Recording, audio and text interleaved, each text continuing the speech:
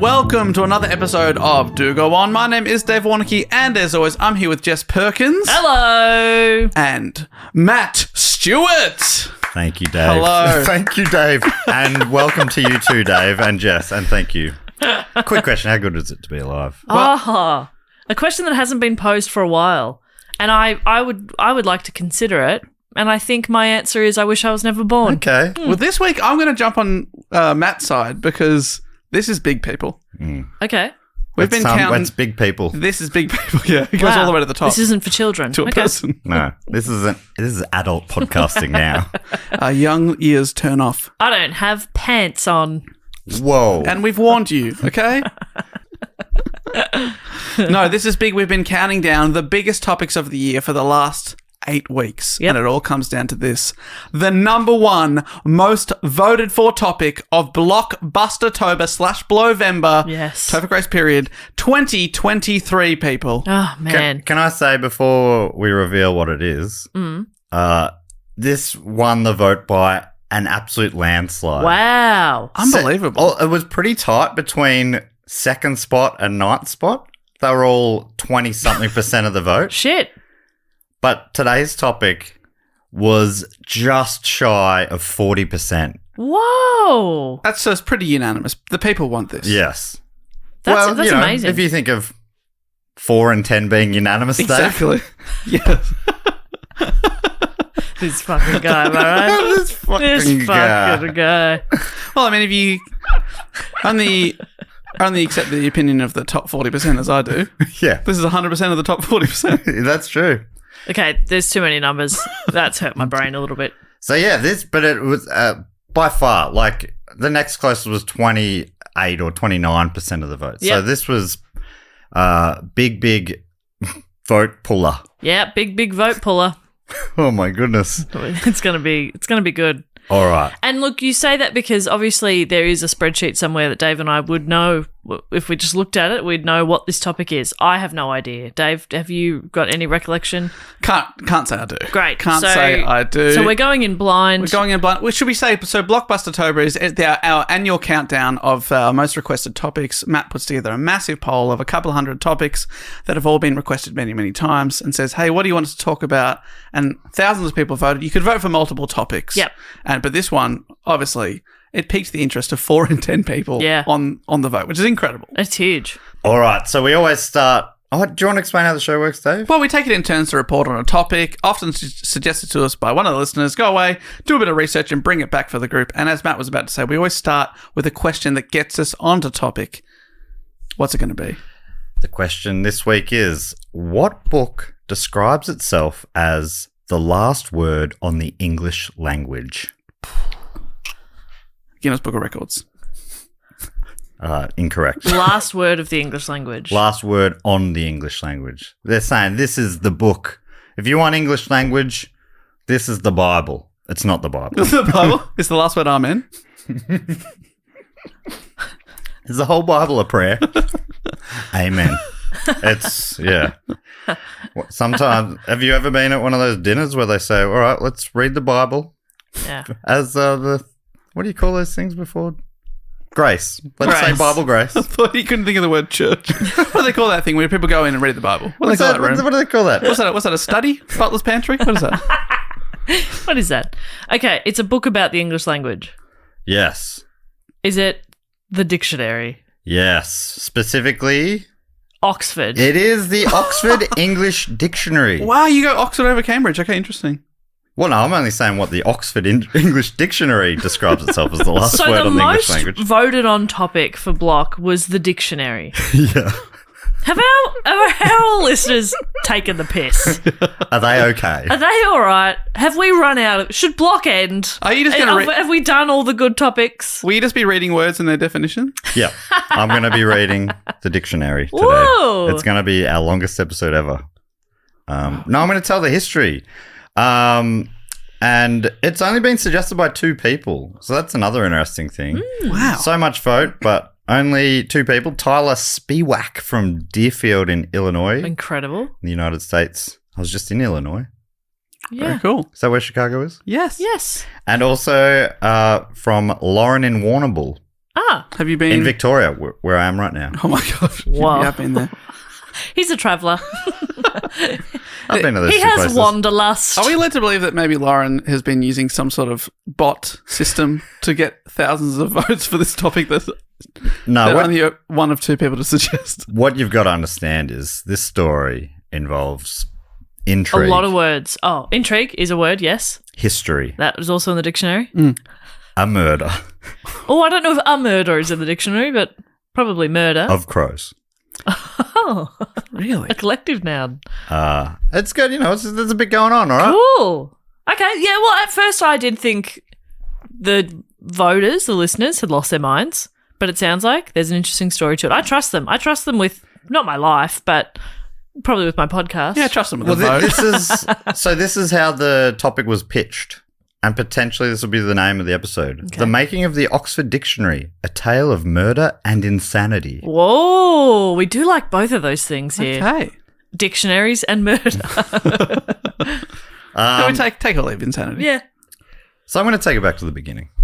And this is according to Arnav Das Sharma, writing for the Hindustan Times. In November of 1857, the members of the London Philological Society sat down to hear a paper by the Dean of Westminster, a guy named Richard Trench. There's a lot of good names in this. Yeah. That is one of but many. Dick Trench. Dick Trench. That's good stuff. Dick Trench. Okay, maybe that's the best we're going to get. But that All is right. Who wants Dick Trench in the group chat? well, if Dave is, what are you, Dave? Rick Payne. I think that could change to Dick Trench. To Dick Trench. Okay, Yeah. that's right. We have nicknames in our podcast group chat that change from time to time. And the joy is you never see your own one. No. So you forget who you are. I'll forget in a couple of weeks that I'm popping up every day in your inbox as Dick Trench. I'm currently Bastard Paul. I like to tag you as just at And bastard. Matt is Francois Payne. This is all referencing an episode of Who Knew It from about months ago. I don't remember what Bastard Paul I is. can't really remember It's fun.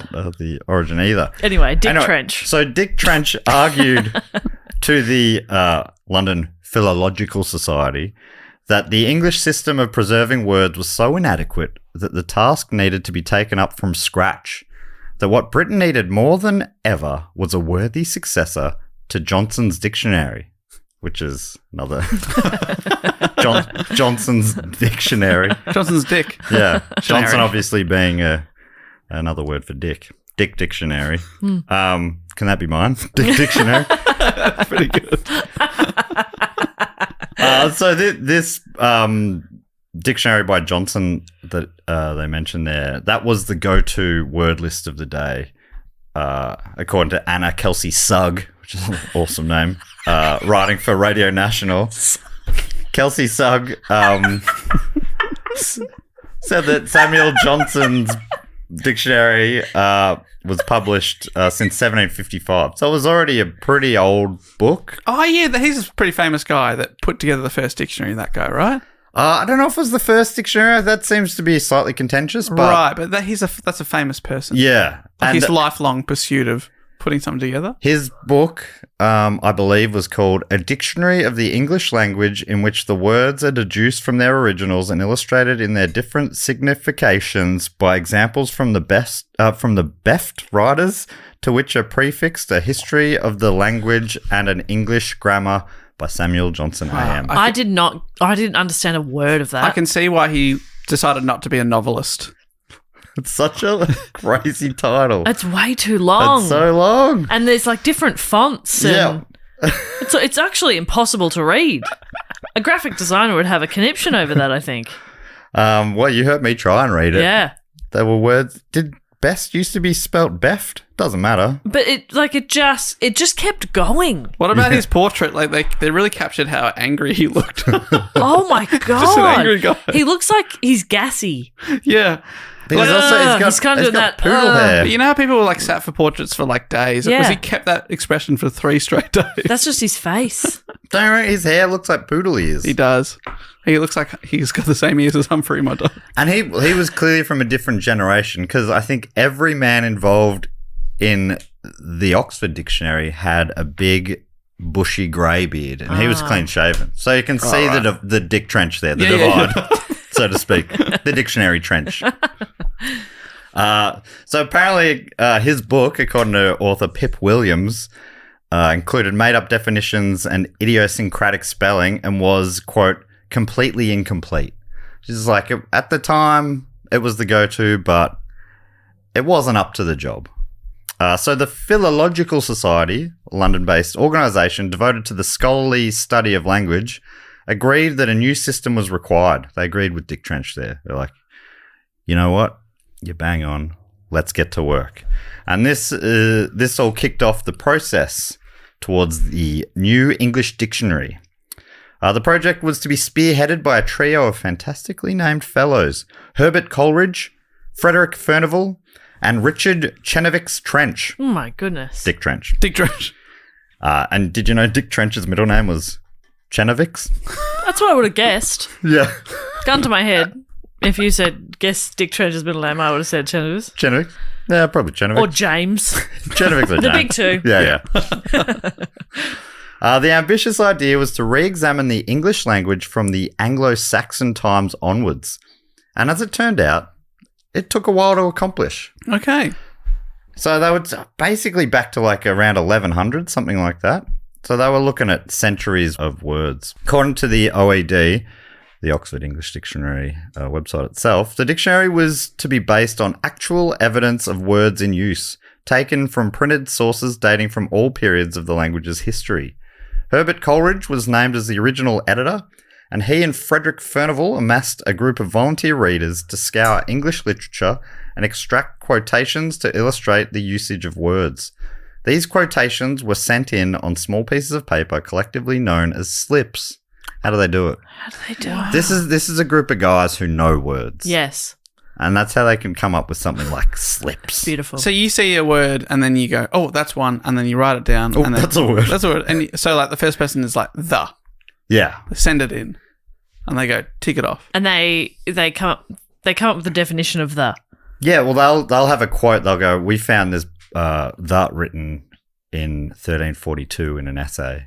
And this is the sentence, and this is the essay it was written in, who it was written by, the year. And then they'll sort all the thes they get in and figure out what the earliest one was. And then they're sort of referencing the history of the word as well, which I didn't realise the Oxford Dictionary is a little different to other dictionaries, where it's not just the definitions, but it's also sort of like a bit of etymological history, if I'm saying that word right. Yeah. I wish there was a place I could find out. That does make the task a lot harder, doesn't it? Yeah. If you're like, That's right. oh, we also have to trace it back rather than just, this is what it means, I reckon. Yeah. The? That's why Samuel Johnson was able to do it all himself. Yep. Probably. Even if it took him his whole life, you were saying. I think it's just a long time. A long time. A life is a long time, Dave. It's Yeah. all relative, I suppose. And that guy looks like he lived a long time. That seems like he needed to shit. And also, The look of that face, that man has got stomach cramps. there's a famous biography of him. I get nothing from David. He loves poop chat.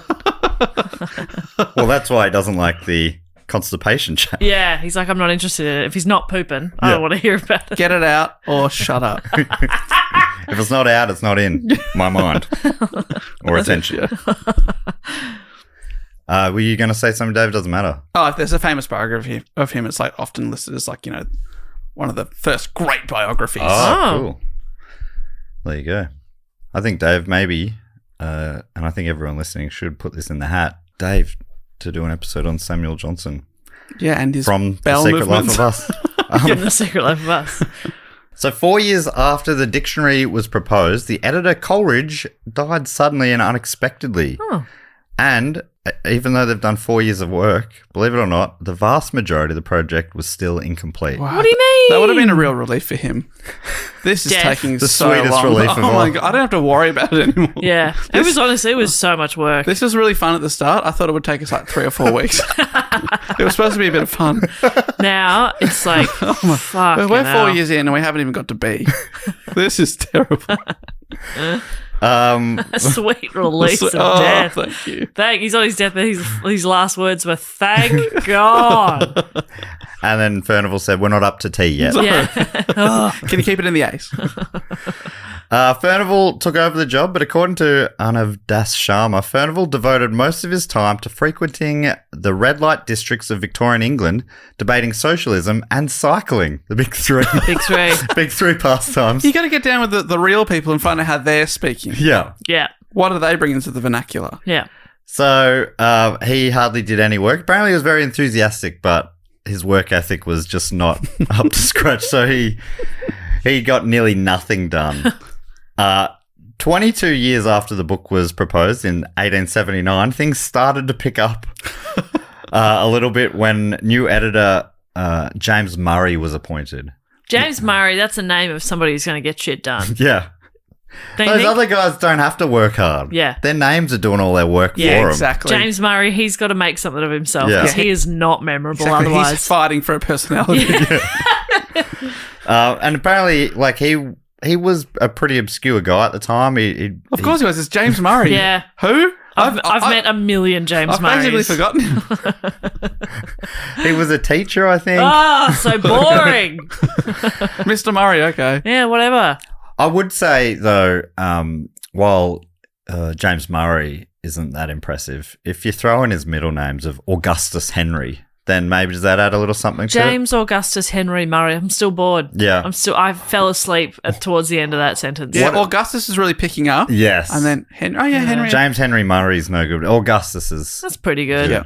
But if you shorten it to JAHM, Jarm, that's pretty good. That is okay. That's quite charming. Jarm. That- Jarmed, I'm sure. charmed. He's charmed me, that's for sure. So Murray, or Jarm, was a bit of a freak, learning around 25 different languages throughout his life. He also taught himself botany, geology, and astronomy, and helped found an archaeological society at the age of 19. See, that's how much you get more time in your day if your name is as boring as James Murray. But you know what he's not doing? Fucking. No, He's not fucking. He's absolutely got not. no friends, no girlfriend or boyfriend, no partner at all. Whoa. He's just learning languages. Yeah, the telescope is his partner. Teaching himself botany. Words. Words are my lovers. Disgusting. Words like lovers. It's one of mine. It really turned on Jarm. He's the main guy in the story too. So. Oh, okay, great. Get used Okay, to we him. got to get on board with Jarm then. I love him. But he's an overachiever. And I think what we're threatened by is people who've done something with their lives. Yeah, that's right. Yeah, no, you're 100% So they're correct. trying to bring him down I'm a bit. like, okay, mate, All right, you mate. got a few too many qualifications and it's making me feel like a piece of shit.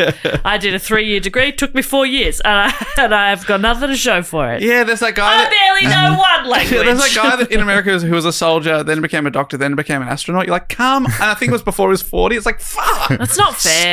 Stop. it. Leave something for the rest of Sit us. down and play a video game or something. You know? That's and Be a piece of shit.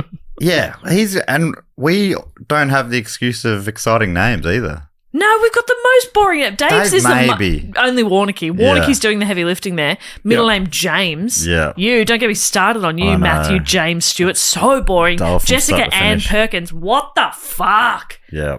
Oh, I'm talking about Johnny Kim, who still is only 39 years old. And he wasn't just in the army. He was, or in the armed forces, he was a Navy SEAL as well. So he was Navy SEAL, naval aviator, physician, and NASA astronaut. And he's 39. Still only 39 now. He figured out how to stop aging as well. So he's been 39 for about 10 years. How do you get qualified in all of those things before 39? Do you know what I mean? All of those things take time. Do they not? Yeah, I would have thought so. He must be just studying concurrently. That's a nightmare. Maybe just doing one online course while he's sitting in a lecture theatre doing an in real life course. Oh, I don't like that. That's too much. I don't for like me. that. And I don't like him. I know, he's my hero, Johnny Kim. Johnny Kim, I don't know you, but I don't like you. Now, Jam, because he's the main character of this report, I'm going to get on board. Okay, we're on board. I love him. I was projecting my own insecurities onto him. I think it's amazing that he knows 25. I can't name 25 languages. That's real. Is he doing He knows every single type of sign language. And this is before Duolingo. Yeah. How's he doing? Surely he's not fluent, you know? No. Maybe he's like, I speak French, and then he speaks French to a French person, and they're like, what the fuck is he saying? Yeah. En français. But like you would get to 10 and then after that, like you're saying, people don't know that many languages. You could just lie. Yeah. You could just say, yeah, Swahili. Know it. I got it. All good. I know a few archaic languages, ones that you haven't heard of. Yeah. The ones that no one else on the Locked and planet loaded. still speak. Can confirm. I think the person I know with the most languages knows 3, and that is so impressive to me. Mm. And they just know the she's- names of 3. She knows the names of 3.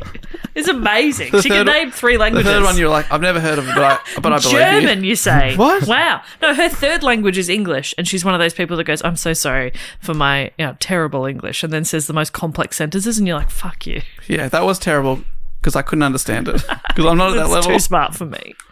So he's got the job, JAM, in 1879. This is 22 years after the book was proposed.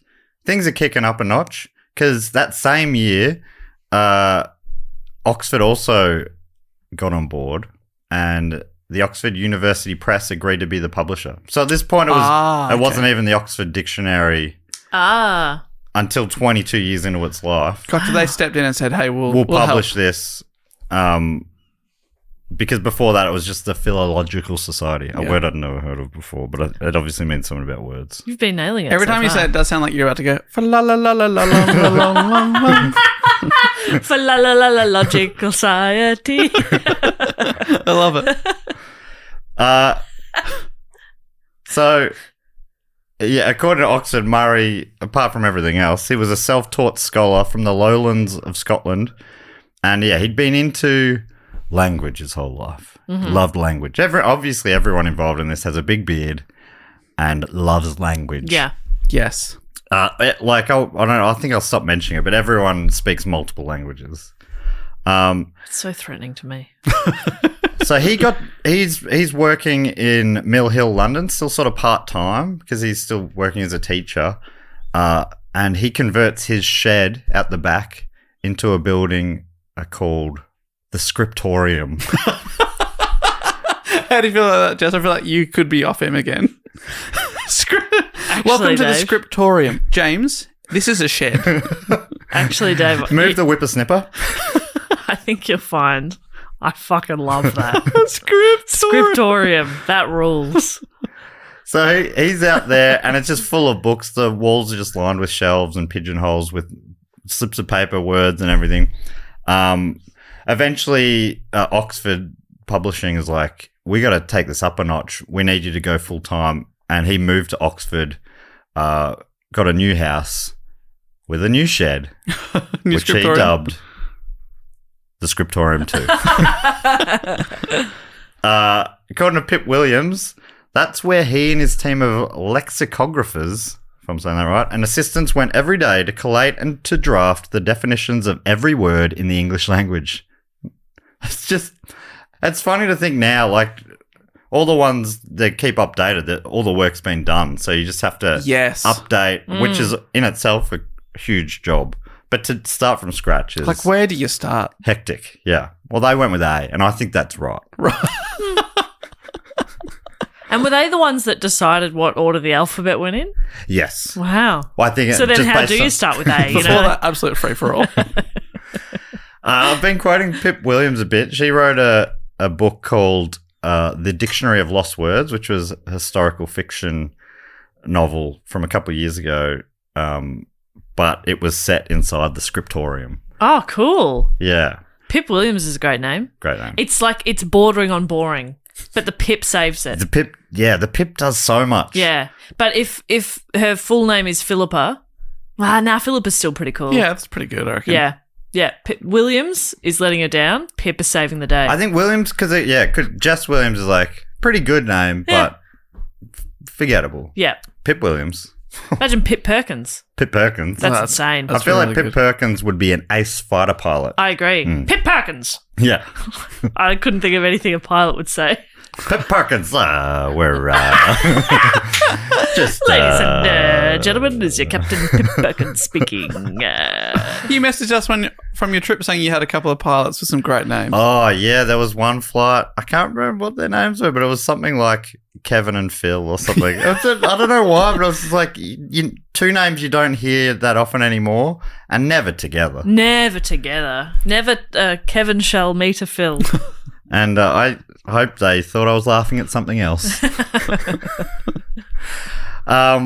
So Murray's now on board, and he really turbocharged the volunteer reading program as well, which was set up before. Like, it was sort of crowdsourced. Yeah, right. Hey, send in your words. Got any words? Do you get a prize? No prize. It's just for the good of the dictionary.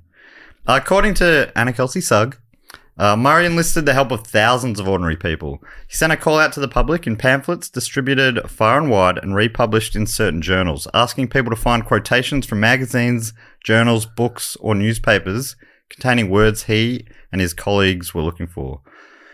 People from all around the world began mailing tiny little slips in, which is what they called them. Right. Which were about the size of a postcard, and they contained references to words the dictionary team sought. According to Mary Olson of Bowman Rare Books, besides these submissions, the OED required the work of many others. Sorters, sub-editors, assistant editors, compositors, printers, proofreaders, professional authorities, delegates, and Oxford deans. These dastardly deans. The poets Tennyson and Browning were consulted about the meaning of the words that appeared in their poems. All right, I love your poetry. What's this word mean? Yeah. I think it's great, and I know what it means. What do you think it means? But just in case, because some of the other people around the Scriptorium don't seem to get it, and I just want to confirm. You tell me, though. Let's say it together. It means a good day. Yeah, that's what I said. A good day. That's what I said. I'm panicking up here. J.R.R. Tolkien was an assistant lexicographer for 1 year as well. Lexicographer. Am I saying that right? I don't know, so I assume so. Even Murray's kids helped him through the years. That's right. I know, Jess, you said he was a man that was alone. There's no way he has kids and has taught himself 25 languages and doesn't botany. have time. With his second wife, Oh my gosh. his first wife sadly passed away. With his second wife, he had 11 children. Absolutely fucked. You know what? No, I am turning on Jam. I hate him. How are you fitting so much into a life? How dare you? I think the answer is he probably didn't do much for the children.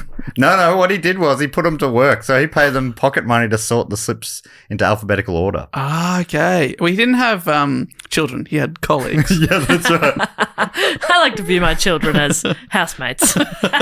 11 children. That's too many. I wonder if he knew starters. what was causing it. Fuck. I hate this. I hate him. Too much. You know what I did the other day? I lost about 6 hours of the day just playing a little video game where I was farming and doing magic in a little town. Farming and magic. Yeah, it's a beautiful game. Okay, here we go. Farming and magic. Yeah, okay, we get it. You're a Those you're are a high my roller. hobbies. You're a high roller. Those are my hobbies. I mean, Right. one of those would be impressive. I've taught myself farming and magic. See, Jam? It's easy.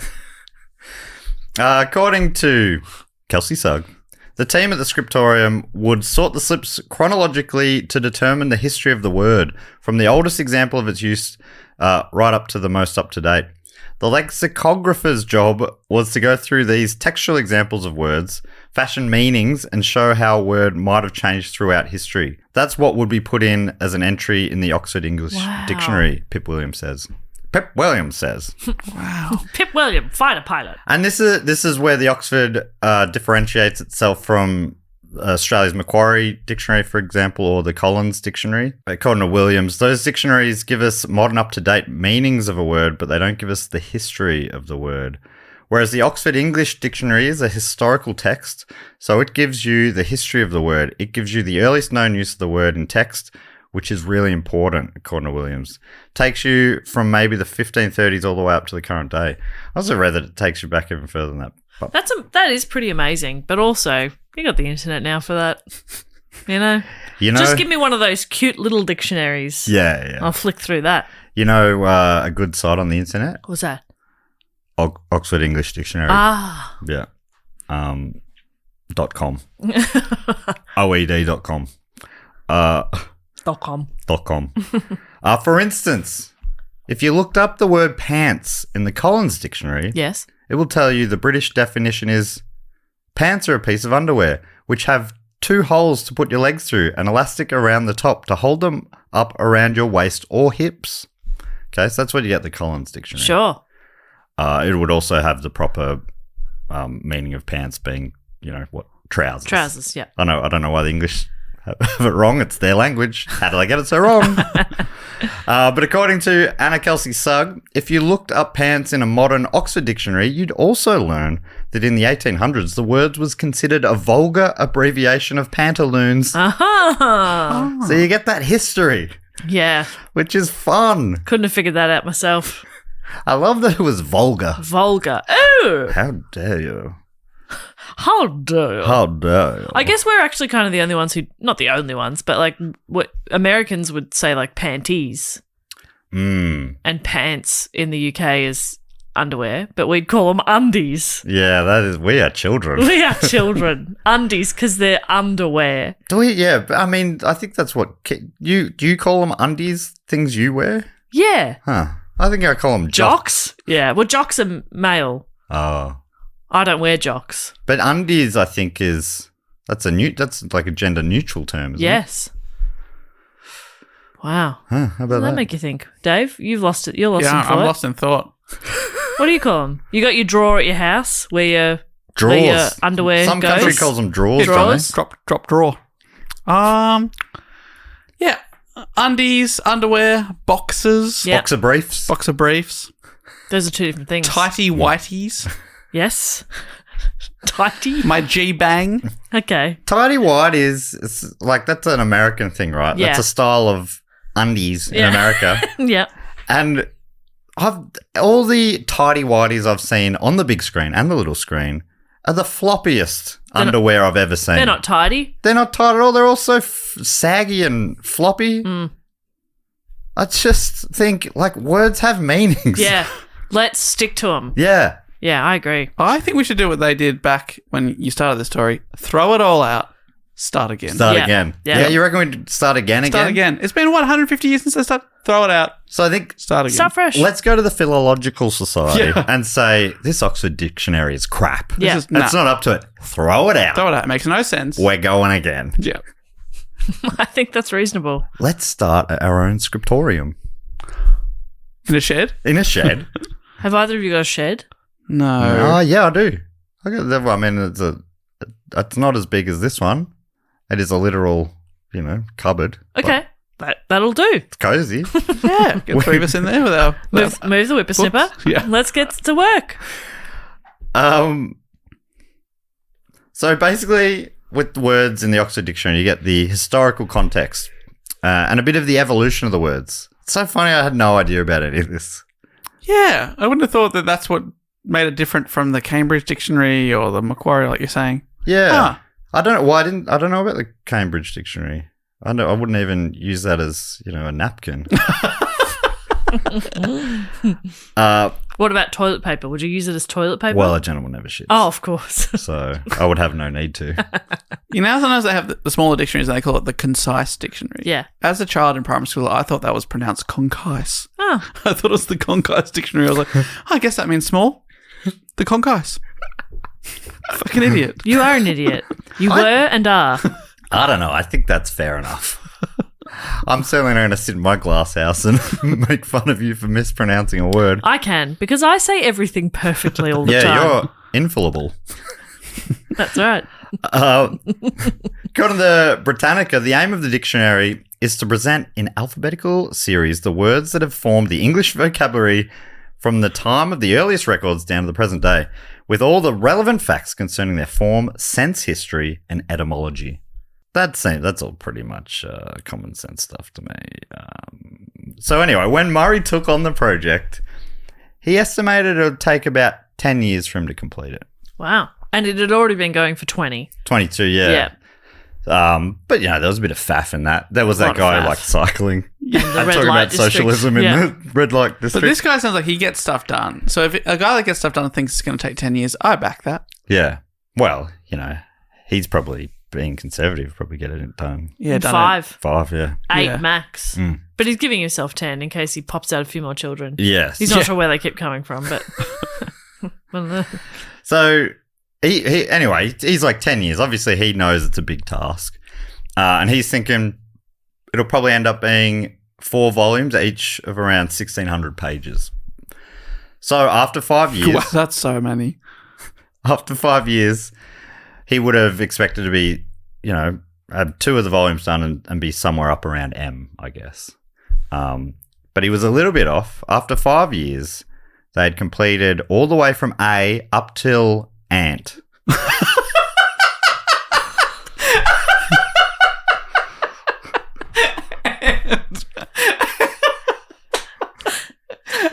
many words do they have?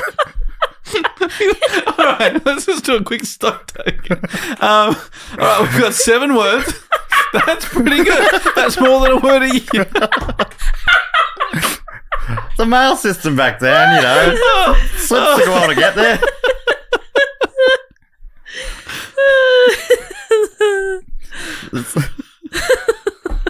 So I guess they were like, we better put something out at this point. You can't put up from A to Ant. No, that is what they did. That's what they did. You pick up the dictionary. It's got 15 pages. And it purports to be like covering every word from A to Ant. Oh, that's so funny. But that's what they did on the 1st of February 1884. They published the first fascicle, and I had to look this up. Luckily, there was a website I found called oed.com, and fascicle means a part of a work published by installments. And the earliest known use of the noun fascicle is from 1622 in the writing of a soldier named Francis Markham. Right. See, that's the kind of stuff you get. Yeah, but you wouldn't know that if you bought from A to Ant. Yeah, that's right. They're about 200 years away from that. So it was from A to Ant was 352 pages, and it sold 4,000 copies. Okay, that's pretty good. For the equivalent of about $70 in today's money. Buy a book for $70, which gives you the meanings of the words from A to Ant. Is that still available? I'd love to buy a copy from It would be worth so much money the now. Oxford Dictionary from A to Ant. Oh, it's so funny. But yeah, it was obviously, that's 5 years, so it's proving to be a mammoth exercise. Pitt Williams said it was akin to mapping the human genome. That's how big of an enterprise it was. If you did it all. Yeah, if you did the whole genome. They've like set up the microscope at this stage. Yeah, that's right. They're like, okay, I think, so the head's at the top. We'll start there, and they got down to hair. Haven't quite made to scalp yet. According to Kelsey Sugg, Murray wanted a dictionary that documented all words, including the colloquial and informal. There would be these perennial arguments about which words were worthy of being in the dictionary and which weren't, Pitt Williams said. But the delegates of Oxford University Press, who were funding the project, were keen for a more efficient approach. They're starting to be like, come on, we got to hurry this thing along a bit. Fair. They were constantly putting pressure on Murray to curtail the number of words that were in the dictionary. They were saying some words are not as important as others. If a word wasn't written down, it never had a chance of being in the dictionary, Pitt Williams explains. Which is, it's funny to think about, and I until reading Pitt Williams talk about it, I'm like, oh, yeah, that makes sense. How would you get them otherwise? But it means all these words, like back then, everyone's not writing their own blogs and stuff like we all do now. Yeah. These days, you just go through a blog, pick up a word, but back then, you're right, they're not doing as much blogging. Yeah, they're not blogging as much. They're more into vlogs. Us modern types do. Yes. We're all blogging away. Yeah. But there'd be whole industries which would have specific terms that they use orally. Yeah. That just never get written down because even back then, people don't read and write as much as they do now as well. So there's all these different areas of life. Williams talks about, for instance, the birthing room or the laundry or the scullery or the coal mine. All these areas, there'd be specific words to those industries that were just never recorded. Right, but once you write them down in the dictionary, they're written down. So is that enough? Yes, but they're not getting into the dictionary if they haven't already been written down. Damn it. It is interesting. So that's what Williams is like. We never question dictionaries. If you want to solve a Scrabble dispute, you go to the dictionary and no one will argue about the validity of the dictionary's meaning of a word. And all of a sudden I thought, well, hang on a minute. You can argue it because the original source is biased. Which is really an interesting point because it's this small group of guys who are putting it together. Yeah. They're all coming from the same. They're all just, word nerds. Yeah. So that they would have no idea about the word for. They've never been in a birthing room. Yeah, like they or a laundry. That's why we still don't know the word for the bit inside a mum. We don't know it. We just don't know. No. And we will never know. No, we'll never know because no one will write it down. I, for one, don't want to know. No. That's where I side with Murray. Oh, no, actually, Murray wanted all words to be written down. Yeah. It was the people at Oxford are like, come on. Come on, let's hurry it up. I just sort of got a bit lost for a second there in thought, thinking about, like, if I was going to do a dictionary now, and I would start by looking at the dictionary. So I can understand it is quite a big task. It's a big task. And honestly, if you I know we've been teasing them for a bit here, but it is pretty huge, actually. But if you said to me, all right, think of a word starting with A, there's a big possibility I would have said and. I would have started with that. That's it's like, all right, so we got ant. Because you learn all your words from the A to Z of animals. Yeah, exactly. Ant, then we'll move on to, obviously, beavers. Oh, my God. What? Well, now Two we're cooking. versions. Now we're cooking. C, cat. Yeah, cat, D-dog, E. Elephant. Elephant. Oh, I had eel. I had elf, which didn't quite fit the scope, did it? So even with fewer words than Murray wanted, the OED says it was still clear that a much more comprehensive work was being produced than had been imagined by the Philological Society. Almost 30 years earlier. So, we're 3 decades in now. In fact, dictionary work relied on so much correspondence that a post box was installed right outside Murray's Oxford home, where it still stands today. That's awesome. Yeah. Got his own post box. That's the dream. Is there any higher honour than that? Yeah. Do you reckon he would have got mad if other neighbours were putting post in there? Hey. Whoa. Hey. Whoa. Hey. That better be philological. If that's not philological, then fuck off. Are you mailing something to me? If not, I mean, if you are, you could just hand deliver it. That'd be much easier. But Save if the not, postage. throw it away. I feel quite lucky that there is a post box, like, just out the front of my apartment building. Oh, right. I wouldn't even know where my local is. There you I go. feel really smug Stop about that. Doxing yourself, Jess. Sorry. Don't come and find me. Don't. Now I'd be sus on every postie. I already am. I don't trust him. Oh, you can't gain access, can you? Okay. Can't open a gate? Fucking hell. So he started realizing there was more work than he was initially hoping, but he was still like, I want to do it alone. But Oxford are like, you need help. And they started pushing for other people to get involved. He started working with this guy called Henry Bradley. How do we feel about Henry Bradley in terms of boring name? Pretty dull, right? It's a bit dull. I mean, it's more interesting than Matt Stewart. Yes, it definitely is. But, I was about to say, yeah, because Henry Bradley is 2 first names. And then I realised. But it's weird to have a Henry Bradley. I agree. Don't you think? Yeah. So it's messy. Murray starts corresponding with him. And by 1886, Oxford University Press insisted that Bradley be brought in to help with the letter B. His name's Bradley. Yeah. He's qualified. He gets it. He's lived with B his whole life. And in 1887, he was promoted to co-editor. I think he's promoted to C. See, yeah, that's what I thought. He was, in a way, co-editor. Yeah. Right, co-editor. So there's 2 now in the shed. Yes. And Murray's not loving it. He's working in a separate location, but Murray's like, I can do this myself. I'll just work faster and it'll get faster. I'm just starting to get used to it now. I'm getting into a groove. Yeah. After how long? A long time. A long time. Over the following years, Bradley was also given the responsibility for the letters E to G, L to M, S to SH, ST, and W, big responsibilities. I Huge. think you'll agree. They're some of the big ones. S to SH. Mm-hmm. So S is its own thing. S to SH. Well, S is split up. Obviously, there must be quite a few S's. Yeah, interesting. Because he didn't get SH. What's after H? LMNHI. He didn't get I. SI. And what's before T? S.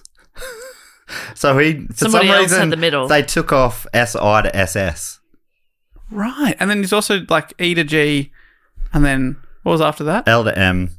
He's got quite And a few. W. Yeah. W. Good one. In 1897, the year that the VFL was founded, coincidentally. That's actually not a coincidence at all. It's just a...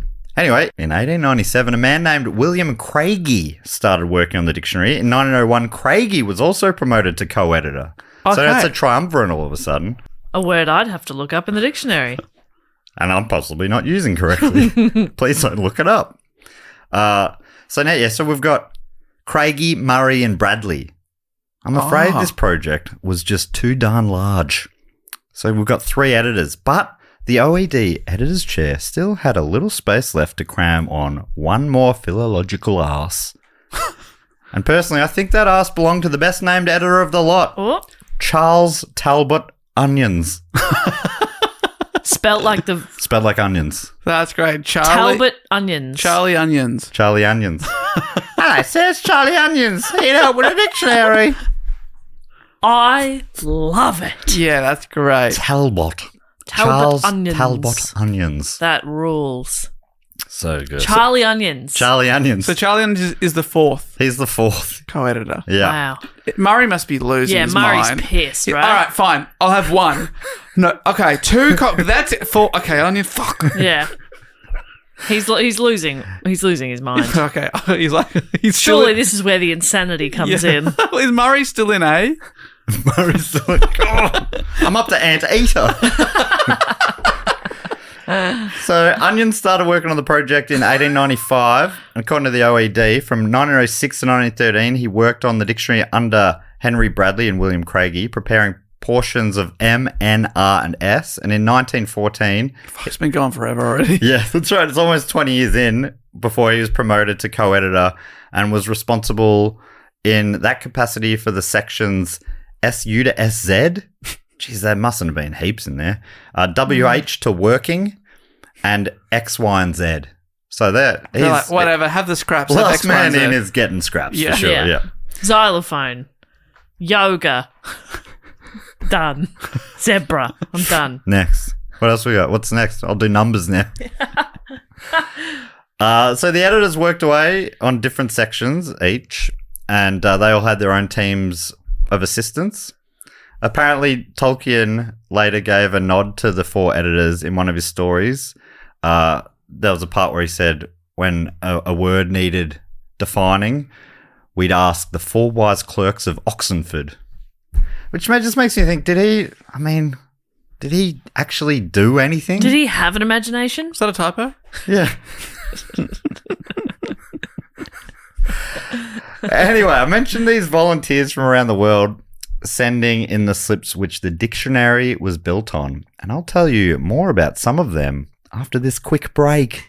So yes, this ragtag band of word nerds and ne'er-do-wells from around the world, all volunteering for the greater good of the OED. Try to look up other words for greater good and really struggle to find some. No synonyms. Yeah, it's just years before the thesaurus. Are they like... Oh my That god. would like yeah. freak them out, the idea of that.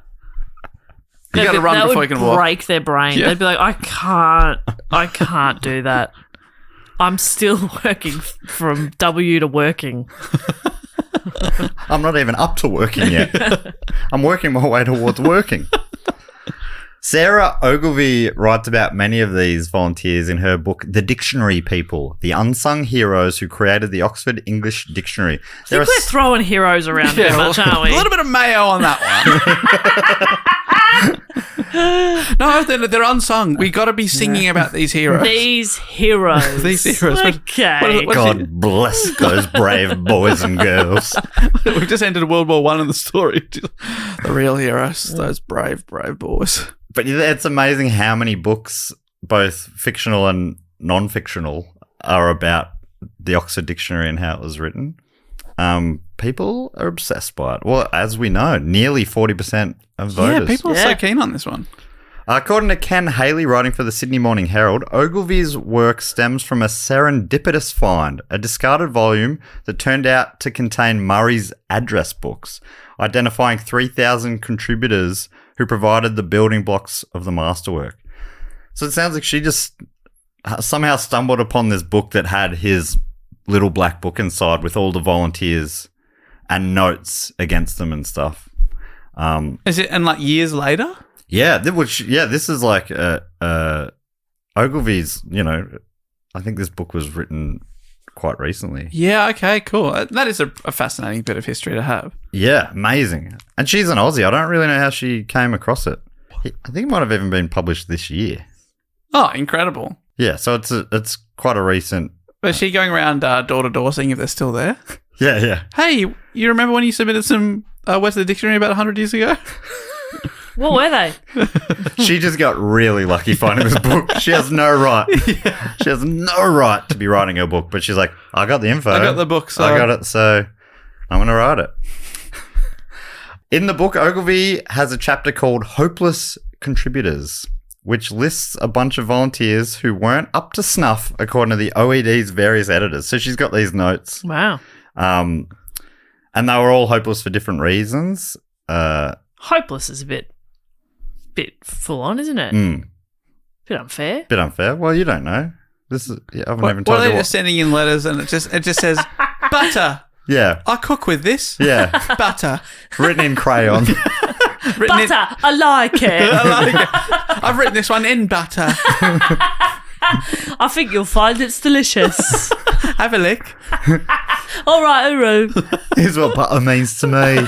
Yum. One word. Yum. Now I'll define yum for you. And they're like, they're hopeless. Oh my God. So according to Haley, they were hopeless for different reasons. Some refused to send in their citation slips. That's pretty hopeless. They refused. I've got some great words. I will not send them in.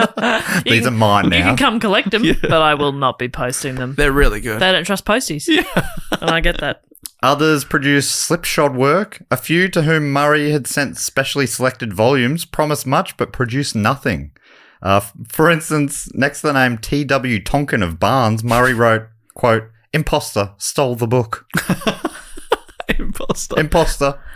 I don't think Murray will put it in much more full-on terms. No, that's that's right. You know you've peed him right over. Yeah, T.W. Tonkin. Haley writes that a more diligent sleuth was Eleanor Marx, Karl Marx's daughter. I'm glad you clarified.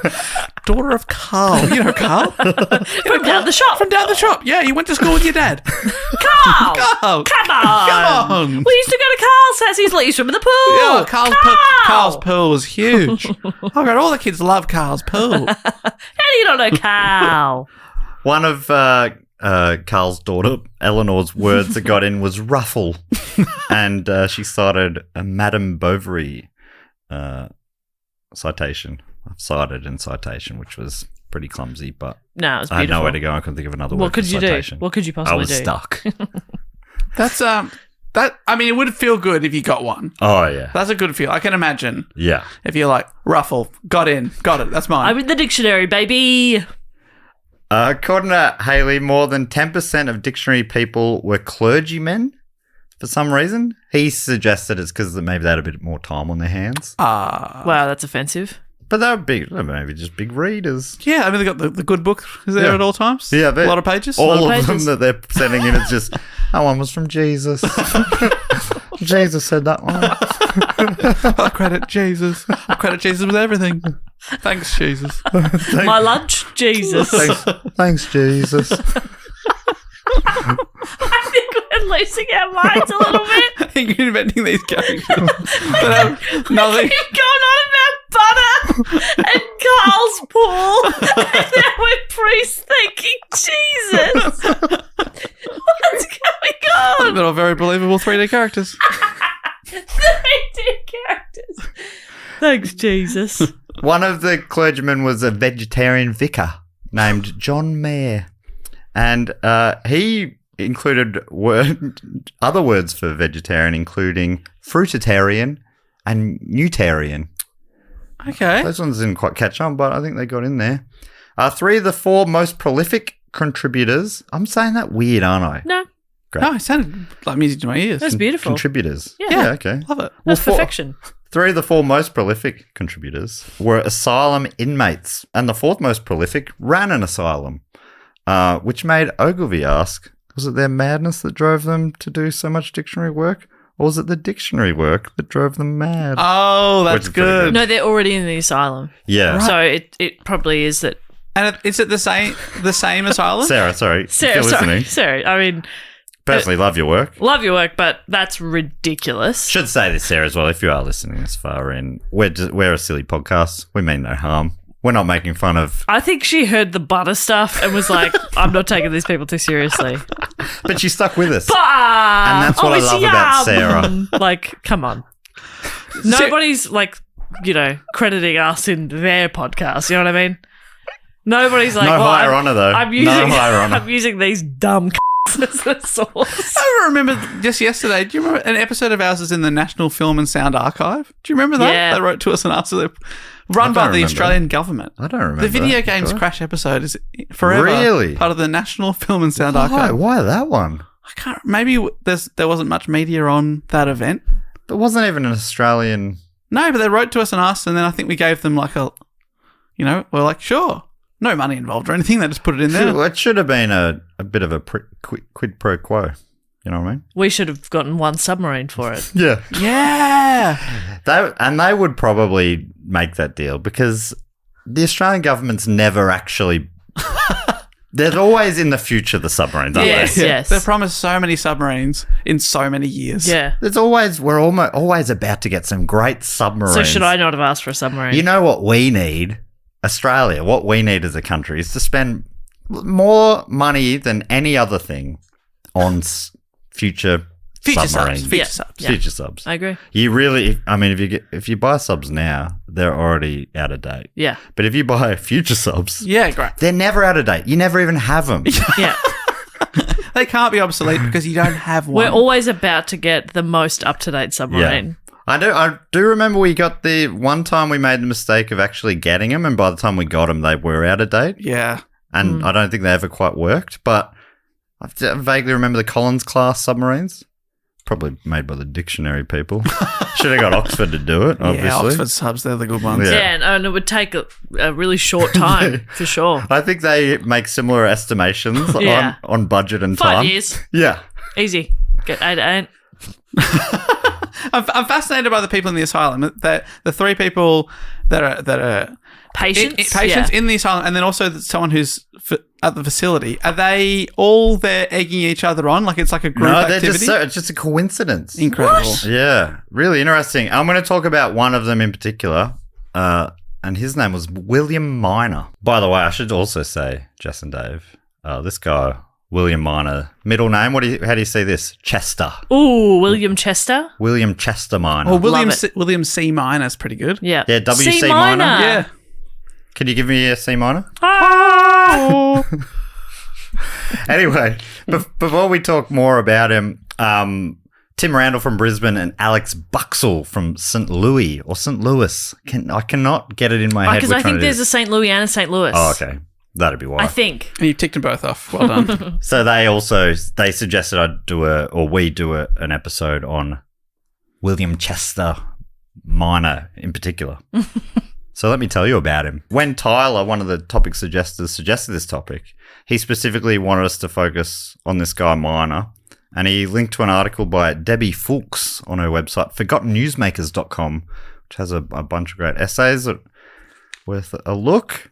And yeah, so when I said this topic was put down as a tale of murder and insanity, that was all about this guy, William Minor. Oh. But he was super prolific. I think he ends up being, of all the volunteers, the second most entries Wow. included.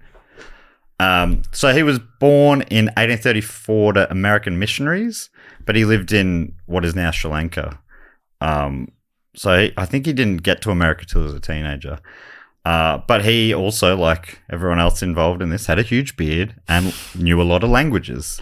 And he eventually became a doctor, graduating from Yale Medical School in 1863. This was in the middle of the American Civil War. So after graduating, he joined the Union as a surgeon. But according to Fulks, he didn't like the isolation of the hospital and requested to be sent to battle.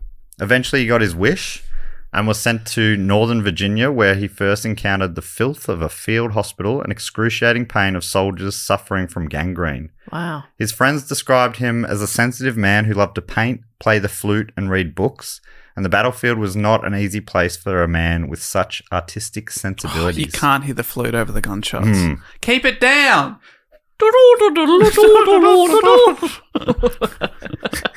See? That beautiful instrument.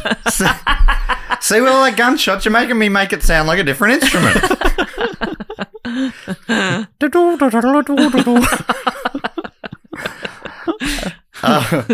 While in the army, Minor was tasked with the grisly job of branding an Irish soldier with a D on his face using a hot iron.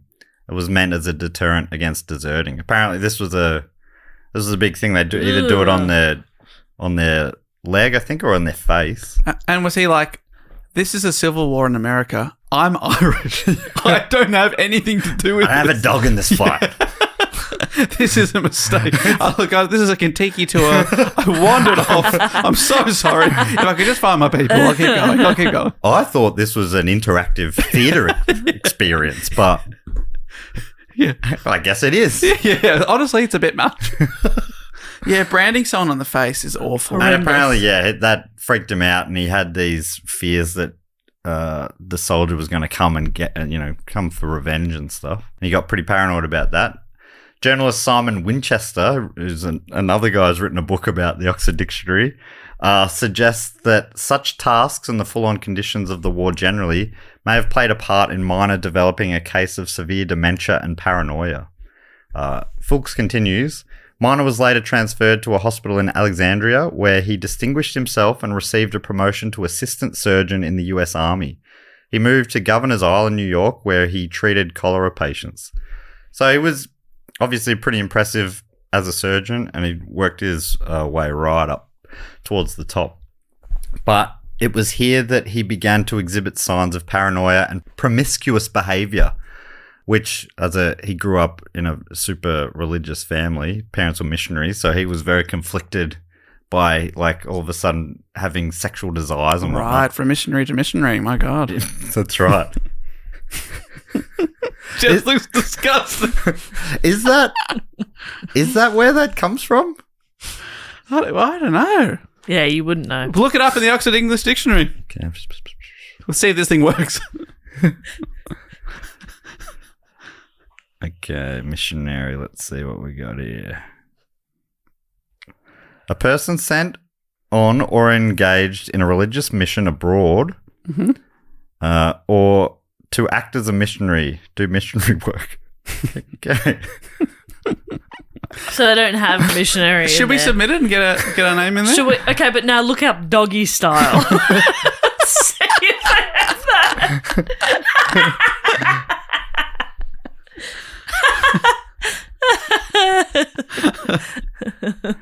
I found another article because the Oxford Online Dictionary does have a bit of a paywall as well. So classic. Well, I mean, they spent 2 centuries on it at this point.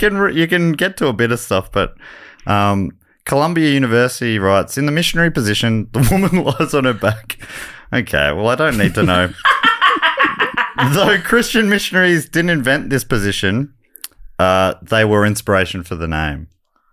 They were the inspiration for the name. Right, okay. Oh, there you go. There you go.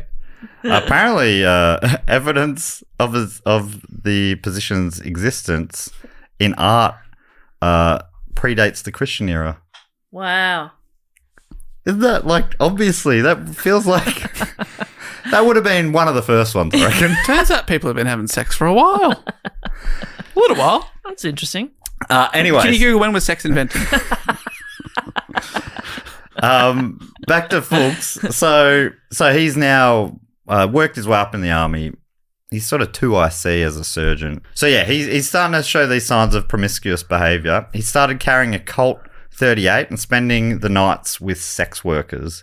Around this time, he contracted a venereal disease, and on one occasion, he made a failed attempt to cure himself by injecting white wine into his urethra. Oh. That was my impression. But yeah, I'm like, that seems pretty wild. You can't just have a stab at that. And I'm like, oh no, you He's a studied doctor. medicine at Yale. Yeah, that's right. Did it work? No. White wine did not solve the venereal infection. White wine spritzer. Interesting. The bubbles do it. In 1868, he was diagnosed as delusional and was willingly admitted to the government hospital for the insane in Washington, D.C., officially retiring from the U.S. Army. According to Arnav Das Sharma, after being released, Minor immigrated to London looking for a better climate to help his dementia.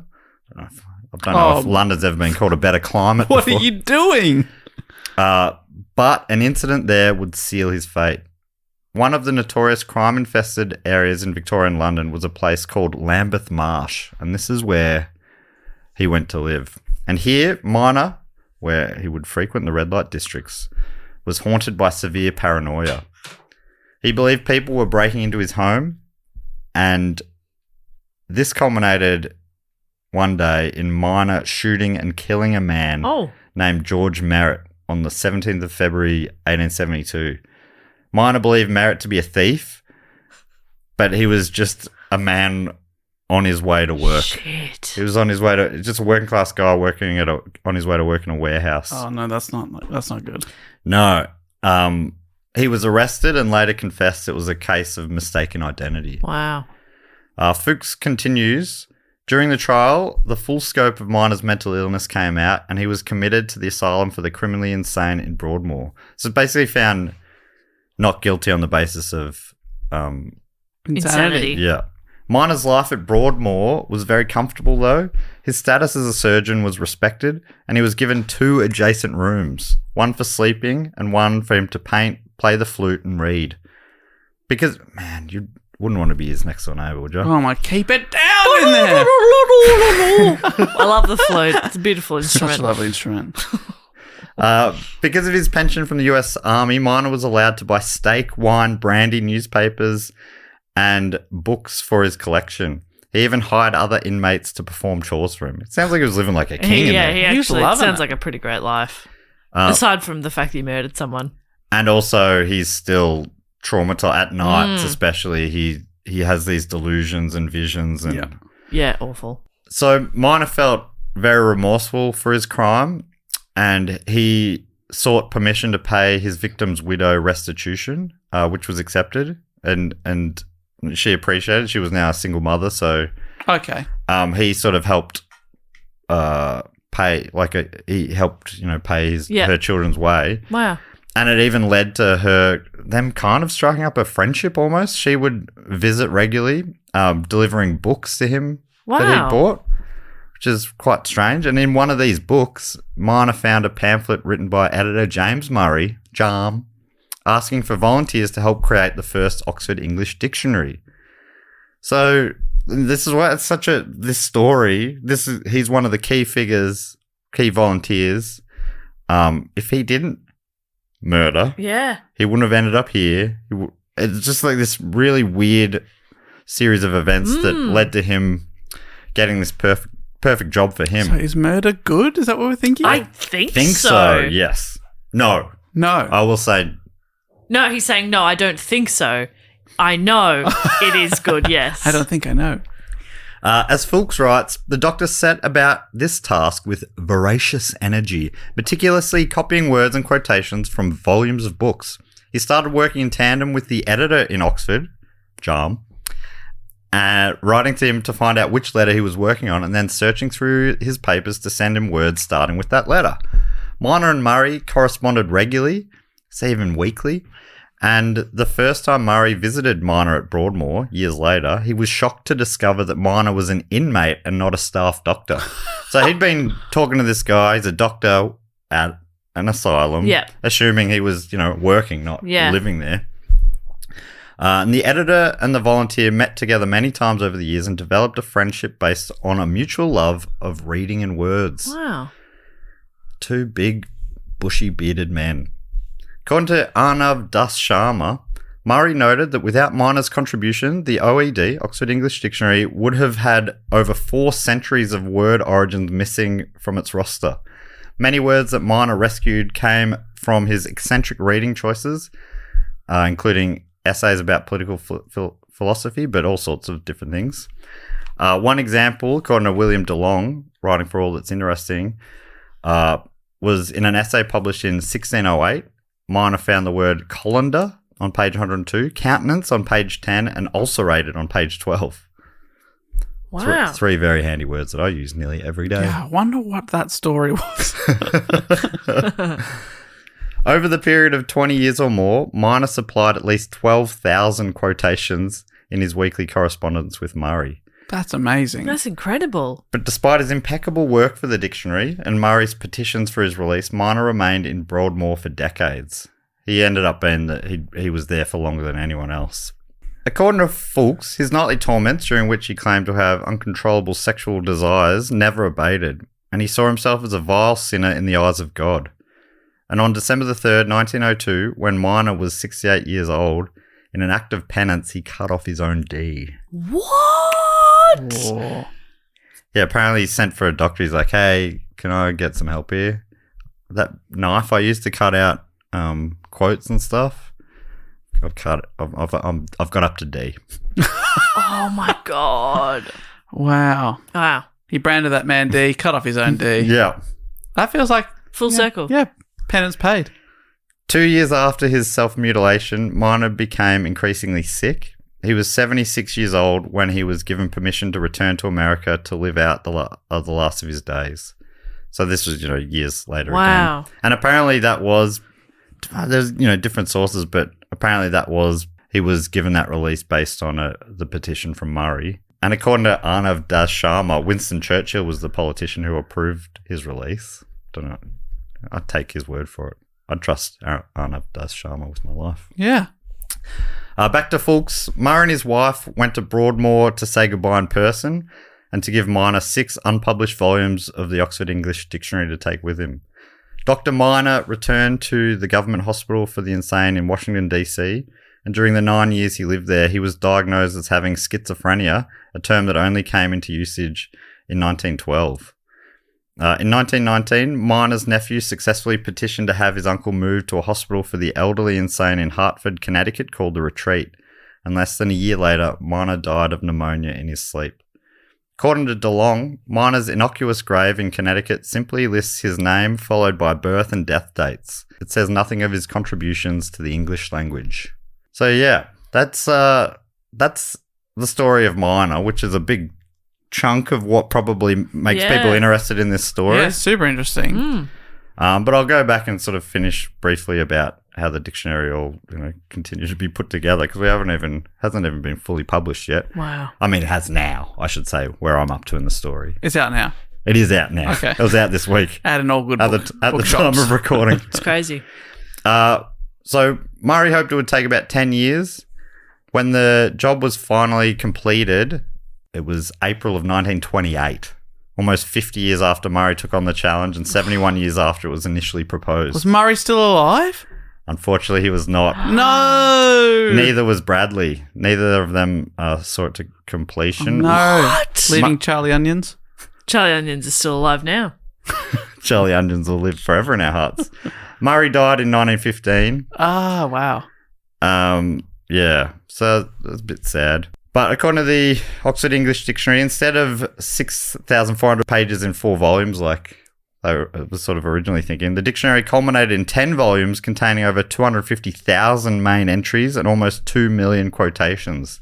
It was published under the imposing name A New English Dictionary on Historical Principles, although it had also come to be known as the Oxford English Dictionary, and with the second volume it ended up changing its name officially to Oxford English Dictionary. Wow.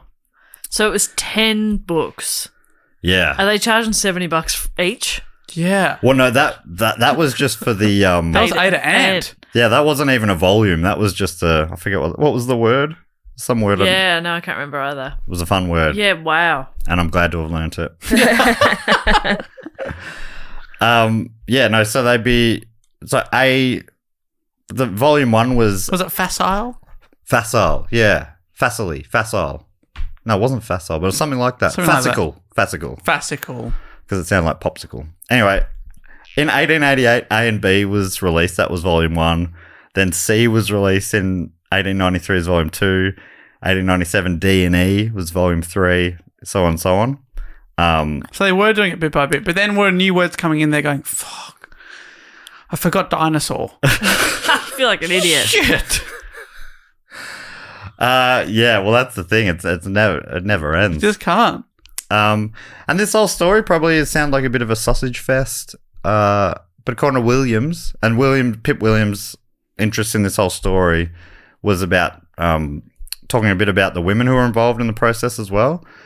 She said there were women assistants, women receptionists, there were women cooks, women wives. There was a woman who gave women. birth to 11 children. Yeah, let's not forget her contribution. And there are also women volunteers, but she said we don't know much about them. Yeah. According to Kelly Sugg, Williams is frustrated by the lack of recognition for these women, something exemplified by an event in 1928. That year, a dinner was held in London's Goldsmiths Hall to celebrate the completion of all sections of the dictionary, and it was so auspicious an occasion that the Prime Minister Stanley Baldwin presided over it. It's a quick aside. Baldwin began his toast that night, saying that if he was lost on a deserted island, he would choose the Oxford English Dictionary for company because, quote, our history, our novels, our poems, our plays, they are all in this one book. Oh, So it I get what you're saying, but it's a boring read. But you get to pick your own story there. You go, all right, Yeah. how does War and Peace start? Okay, it starts with something from page 4 here. Yep. I can't remember. Fuck. Yeah. Anyway, back to Kelsey. So that night, in attendance were 150 men, including the Prime Minister. And this was despite some women having worked on the dictionary for as long as 50 years. None of them scored an invite. 50 years. However, Williams says 3 women who had contributed invaluable work to the dictionary, including Edith Thompson, Ross Frith Murray, who gave birth to 11, Murray's 11 kids, Fifth. and Eleanor Bradley, were allowed to sit in the balcony of the hall and watch the men eat. So, And 2 of them were just wives of the editors. yeah. Incredible stuff. But, they were working. And they were allowed to sit in a balcony. Women love to sit in balconies. And watch people eat. How's the steak? Smells good. All right. I'll be quiet. That Sorry. sounds very nice. The guy who killed people had more rights. Yeah. Anyway, with this in mind, it's probably not a wild leap to think that the book was a little biased towards the male point of view, and as the feminist of the podcast. It didn't have vagina in it. Sorry, Jess, I'm making a point here. As the feminist of the podcast, I think it's important I point that out. Yeah. According to Kelsey Sugg, at the time of the first dictionary, the text available to lexicographers, for instance, technical manuals, professional texts, literature, and journalism, were mostly written by men. The first dictionary had to be a gendered text, Williams says. The original sources were mostly written by men, and people interpreting them were men. The people drafting the definitions were men. They had the power to exclude, and they had the power to include. Any comment, Dave? As the misogynist of the pod. That is not true. That is not true at all. I think he doth protest too much. I love women. I've got one at home. I've got one. Some of my best friends are women. Honestly, Dave. Some of my best friends own women. Sorry, Jess, honestly, Dave, it is pretty disappointing. I really think you should have stepped up there and said something. Oh, yawning, a bit boring, is it? Yeah. Me standing up to prejudice. Anyway, once the first edition was completed in 1928, it was time to get back to work. Despite what some word Nazis think, language is always evolving, and so a dictionary can never really be finished. As the OED writes, after 50 years of work on the first iteration of the dictionary, the editors must have found this exhausting to contemplate. Nevertheless, as soon as the original 10 volumes were completed, the remaining 2 editors, Craigie and Onions, the 2 surviving members, Wow. they're kind of the McCartney and Ringo Starr of the 4 lovable lads from Liverpool. So Craig and Onions had to, as soon as it was finished, they had to start compiling a single volume supplement to the dictionary published 5 years later in 1933. It was like a best of.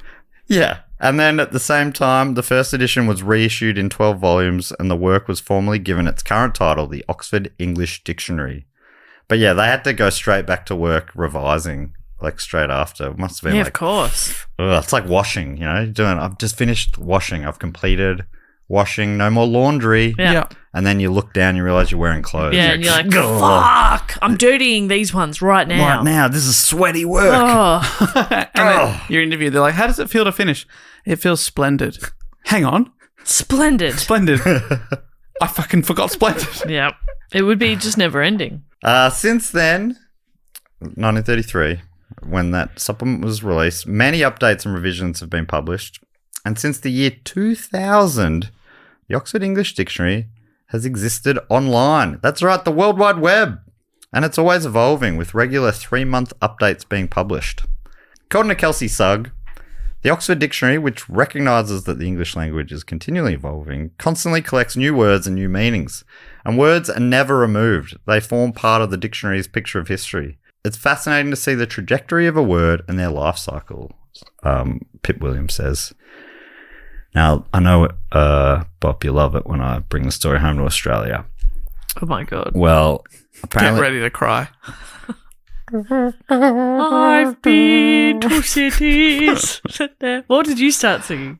Either the English or American one, I forget. But it's, one of the real patriotic ones. Yeah. I sing the Qantas song. The Qantas song. Never had any luck before that. So, apparently in the modern era, one of the big volunteer contributors is a Brisbaneite named Chris Collier. And according to Haley, he produced 100,000 slips from 1975 to 2010. And among them, he got words in like kit off, as in naked, sea changer, snaky, and petrol head, which were all accepted by the OED, but they rejected one of his suggestions, Bris Vegas. Really? Oh, come on. What does snaky mean? Bit snaky. Oh, mate. Snake-like? I mean, you're the snakiest guy I know. I feel like, look in a mirror. That's what snaky is. You look like a snake. I was looking it up from Oxford Languages. All neck. Snaky. Like a snake in appearance. Yes. Look at But you. it does say, second definition, informal, Australian, angry, irritable.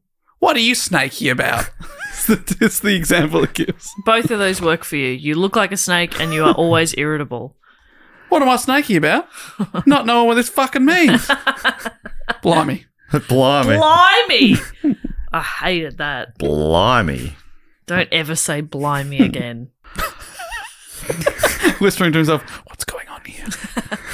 So I thought, to finish, I'd take you through some Oxford English Dictionary words of the year. So a bunch of Love different it. dictionaries do I this. thought you were going to go through, here are some of my favourite words. Yeah, and I was like, well, I reckon we could just break for lunch. Hey. I love ants so much now. So you can tell me a year. It's been going since 2004, but the most recent one listed here from last year, Goblin Mode. Oh, my God. When was that last year? Last Yeah, year, Goblin 2022. Mode. What's Goblin Mode? Oh, it's internet speak. Yes. Oh, yeah, okay, yeah. I think I know. What you mean. people going, getting very hedonistic. I'm going full Goblin Mode. Oh, yeah, okay. 2021 was Vax. 2017, Youthquake, which I don't like particularly. What's a I youthquake? don't think I've ever heard that before. Oh my God. Well, it's because you guys are old. Yeah, we were already old in 2017. It comes from youth and quake. Yes. It's a noticeable shift in society or culture in response to the activity or taste of younger members of the culture. It's a youthquake. Man, it It's the sounds youth like shaking things up. it really does sound like a word that an old person came up with there, doesn't it? Oh, it sounded more to me like something a young person would say. Like we're changing the world. Yeah. Hold on. Put on a seatbelt. A youthquake's coming. It's also the name of a 1980s new wave album by Dead or Alive. So that's how cutting edge it was. Wow. It's an 80s word. The first one seems to have been chav from 2004. But the Australian Macquarie Dictionary also does a word of the year each year. And there's been some pretty fun ones, including doom scrolling in 2020. Yep. Milkshake duck in 2017. Sure. But maybe the best one, muffin top, 2006, meaning a little bit of stomach hanging up over your pants. Yeah. That's nice. Yeah, I like nice, when they're it? positive. Make you feel good about yourself. Yeah. That's nice. I think, but some of them I'm like, I've never heard of that. Like, in 2007, it was pod slurping.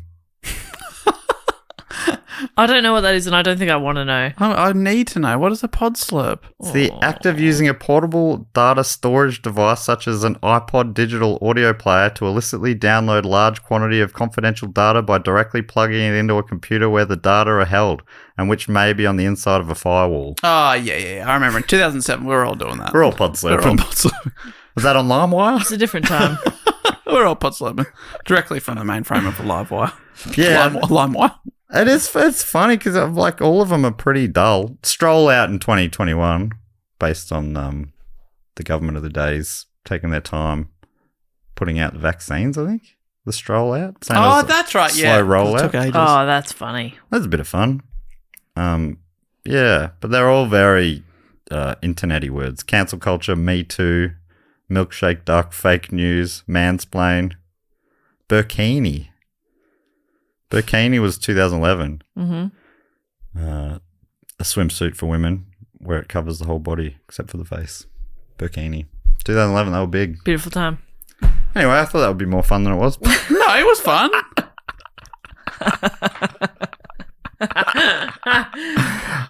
Merriam-Webster's 2007 one was woot with zeros for O's. Remember woot? Oh. In 2001. I think 2007, sorry. I think I hate the internet. Yeah. I think I've decided I hate the internet. But it's also it's the internet being filtered through like these really old institutions and dictionaries. So it's not a good it feels mix wrong, between the doesn't two. it? Yeah. It feels like your grandma's trying to say like yeet, and you're like, shut up, grandma, it's embarrassing. Yeah. The two that Merriam-Webster's 2017 word of the year was feminism, which I can get behind. Their word of the year in 2017. Yeah, because they're normally aren't they like quite an up-to-date word, but that one that one was new to feel them. like maybe that was. The editor's like, never heard of it. Wow. I might misunderstand what this is about. Anyway, was that an interesting tale? I mean, it was. I don't think we've done a report like that before. Oh, it's honestly, it's fascinating, and it's such an epic task, and I'm amazed that they completed it at all. It's so big. I found it. Yeah, it was really fascinating to read about. But as in the telling, I did feel like it maybe could have been told better. No, I think that that had everything. It had murder. Yes. It had intrigue. Yes. It had words. What were the other things we were supposed to have? It ticked them all. Guy cutting off his own D. Exactly. And it's funny because we had the murder and the insanity, but we kind of felt for the guy. Absolutely, You know? And that's did. rare. Yeah. Amazing. Yeah, he did contribute to society and tried to right his wrong. Yeah. Amazing. What a story. And I really, at the start, was like, we're going to talk about a dictionary. Okay. The people have voted poorly, but they've proven me wrong once again. I was shocked that it was the number one. Yeah. It was a great story. And it was number one, like, right off the bat. And it just held the lead by a big margin the whole way through. Yeah, I mean, it's obviously an interesting story. Dozens of people seem to have written books about it. Like, yeah, it's that's such right. a pivotal part of There's the English. movies as dozens well. of nerds. Yeah. There's movies. Yeah. Wow. There's a movie Marvel's doing it. Word boy. about the relationship between Minor and Jarm. Oh, that's an interesting. Yeah.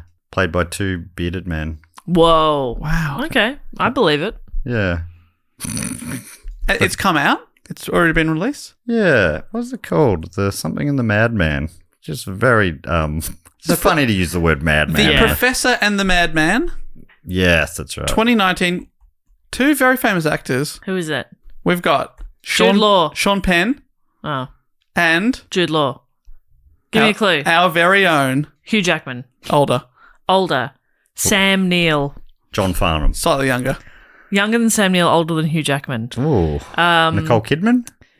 No, older. It's going to be a bearded man. A bearded man. Controversial. Hugo Weaving. Oh, controversial. Controversial. Mel. It's Rolf Al Mel. Harris. Rolf Harris.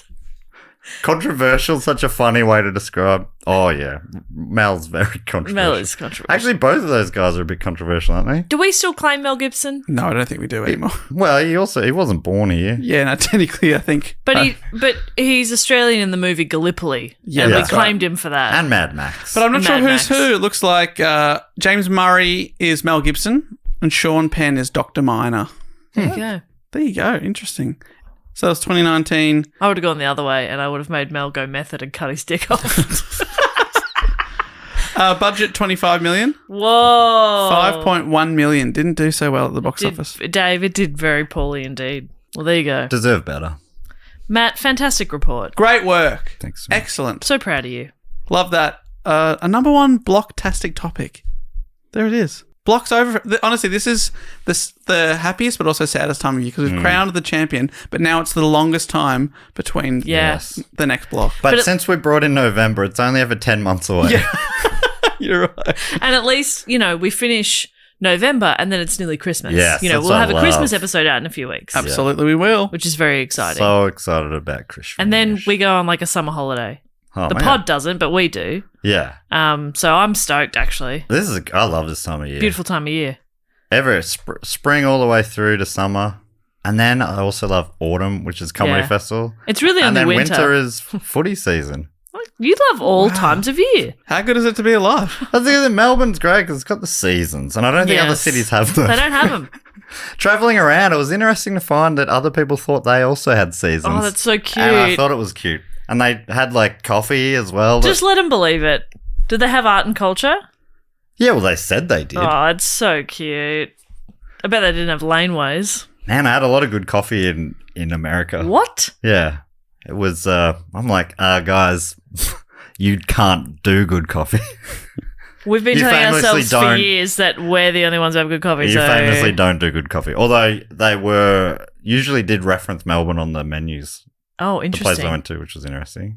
Made me sing, I've been to cities that never closed down. From New York to Rome and old London That's town. beautiful. But no matter You going higher? I'll go higher. I roam, I still call Australia.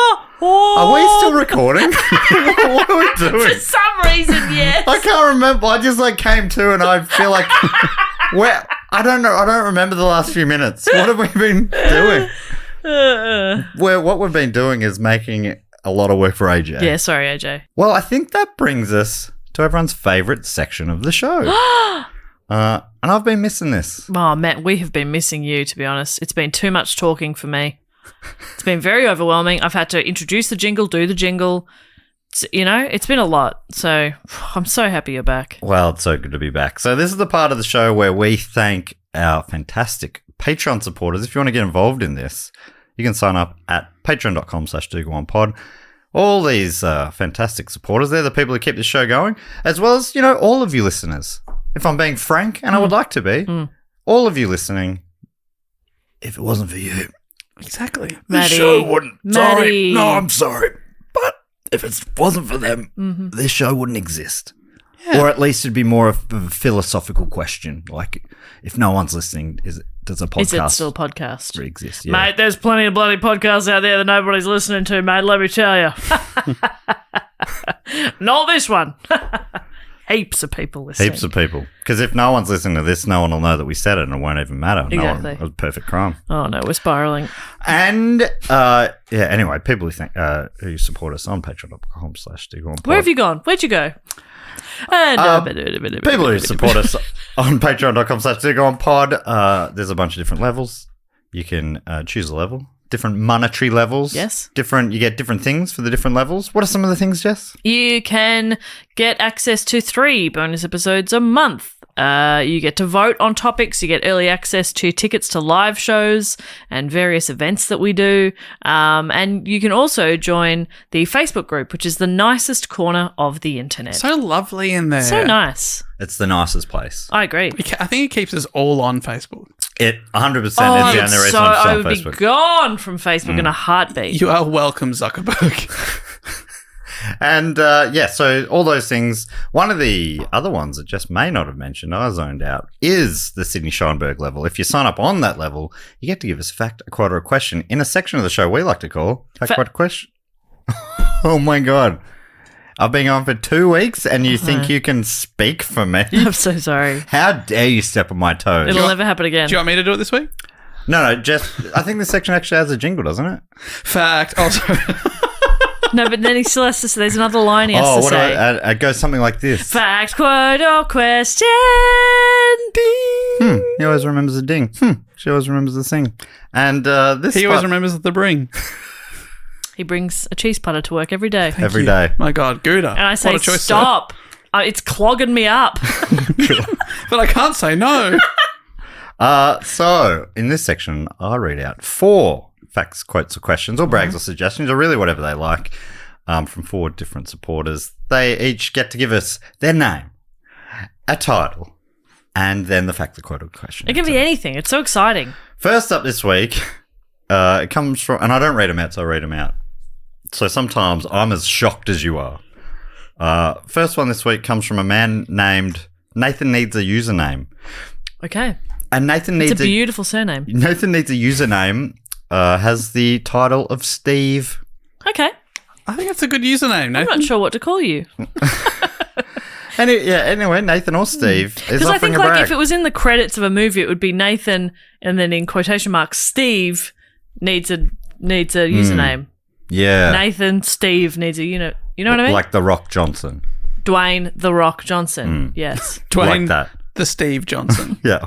Anyway, Dwayne the Steve Johnson writes, a few weeks ago, as of writing, Matt made a cameo for me to congratulate my friend Josh on his recent engagement. Since then, possibly thanks to Matt, Josh has asked me to be one of his groomsmen. Ooh. That's so good beforehand. Never would have considered him. Beforehand, he didn't know me. But did you just organise a guy to do a video? Well, then my You're God. in. you're in the inner circle you're the now. kind of guy that could organise a buck party for me. He says, he asked me while we were waiting outside of Arnie Donna's show in Glasgow, which was a real nice touch. Oh. So this is my brag that I get to be involved in the wedding of 2 of the coolest people I know, and a thank you to Matt for helping convince them that I was cool enough. Also, I guess I forgive you for writing Nathan fuck you when you signed my poster when we met you and Dave last year in Glasgow. Well, I appreciate you finally finding it in your heart to forgive me. Yeah. I think I wrote a nice message to trying to counteract. Why would I have written that? That must have been part of a bit we were doing there. Yeah, you were trying to offend everyone. Oh, did I do You're a it? bad boy. We all know that. Yeah. Well, It hey, makes sense. It tracks. Nathan, I'm going to say this, and this is from the heart. Yeah. Fuck you. No, congratulations. That's so nice. Hope you have a lovely time inside the wedding party. It's a beautiful place to Now, be. do you think there's a chance that if we give another shout out, congratulations to Josh on the pod, We'll get bumped he'll get up. bumped up to best man? And then one more, bumped up to groom. Groom. That's right. Josh's partner's like, Let's keep shouting him out every week until he is the bride, groom. Yeah, what's Celebrant. the highest bit? Celebrant. Is that the highest it goes? Probably. oh, Yeah. the Archbishop of Canterbury. I think eventually you become Governor General of Australia. I think so. All right. Thank you very much. Nathan needs a username. Congratulations, Josh. That's what I'm trying to say. really You're quickly. right. Congratulations, Josh. And congratulations, Josh. Sorry. That's the sound of a best man. Yeah, Dave was drowning. Have you been a best man? I've never been a best man. Have you been a groomsman? I have been a groomsman for my dear friend Jace. Ah, Jace. What a man, Jay. We love Jace. We're in the company of a professional best man. Oh, yeah. Matt Stewart. He's had the tap many a time. The next one this week comes from Lauren, aka, hang on, Matt's future wife. Wow. Wow. This is how we find out. This is how we find out. Can I be the best man? Sure. Yes! Fuck. Finally! I should Finally! have got in. I should have got in faster. Let's see how Lauren explains this. Matt's a very common name. True. Hey again, bestest podcasters ever. Hello. Jeez. Laying on a bit thick, mate. I love that from you, Lauren. Love that from you. Yeah, we're already betrothed. You don't have to suck Yeah, you don't have up. to suck up. You can be real with us. That's all of right. us. Show us your real self. Yeah. Be vulnerable. I was formerly known as the professional cat patter and annoyer, but as you can see, my title has changed. Mm-hmm. In one of the podcasts I listened to recently, Matt said he'd be accepting any proposals he gets. So my question is, Matt, will you marry me? Well, wow. I mean, Love putting you on the spot too. But you have said it on the record, apparently. Yeah, Even like- though none of us remember you Yeah, but saying I that. don't remember what we talked about on this episode. We talked about if I've said it on a podcast, is that legally binding? I think so. Okay, well, I do. 1,000 times yes. Wait, Matt, I think that's lovely that you're willing to just, honor that contract, but I think we could get some stuff out of it. Oh, okay. So I think your first question should be, where's the ring? Okay. Yeah, good stuff. Show me that ring. Show me the ring. Where's What kind of carrot we talking? It don't mean no thing if it ain't got that ring. Exactly right. Is that a thing? At this stage, it's an empty proposal because, as we all know, love is about jewels. Yes, and we want a dowry. Yes, For our Matt Stewart. we would like a dowry. Huge dowry, please. Yes. Obviously, once he's married, he won't have any time for us anymore. Yeah, that's what happens when you get married. Yeah. What would be in a dowry is normally cows, isn't it? Is that We'd accept goats as well. Okay. Or land. We'll take land. We would take land. land dowry? Yeah. I would take a small parcel of land and cash as well, but I would like it in a Hessian bag. So if we have cows and land, that's like a farm. So not a dowry. We're on a dairy. Yes, We we wanna- will accept a dairy for Matt Stewart. We want a dowry, dairy, please. please. Hey, Matt, congrats. Thank you so much.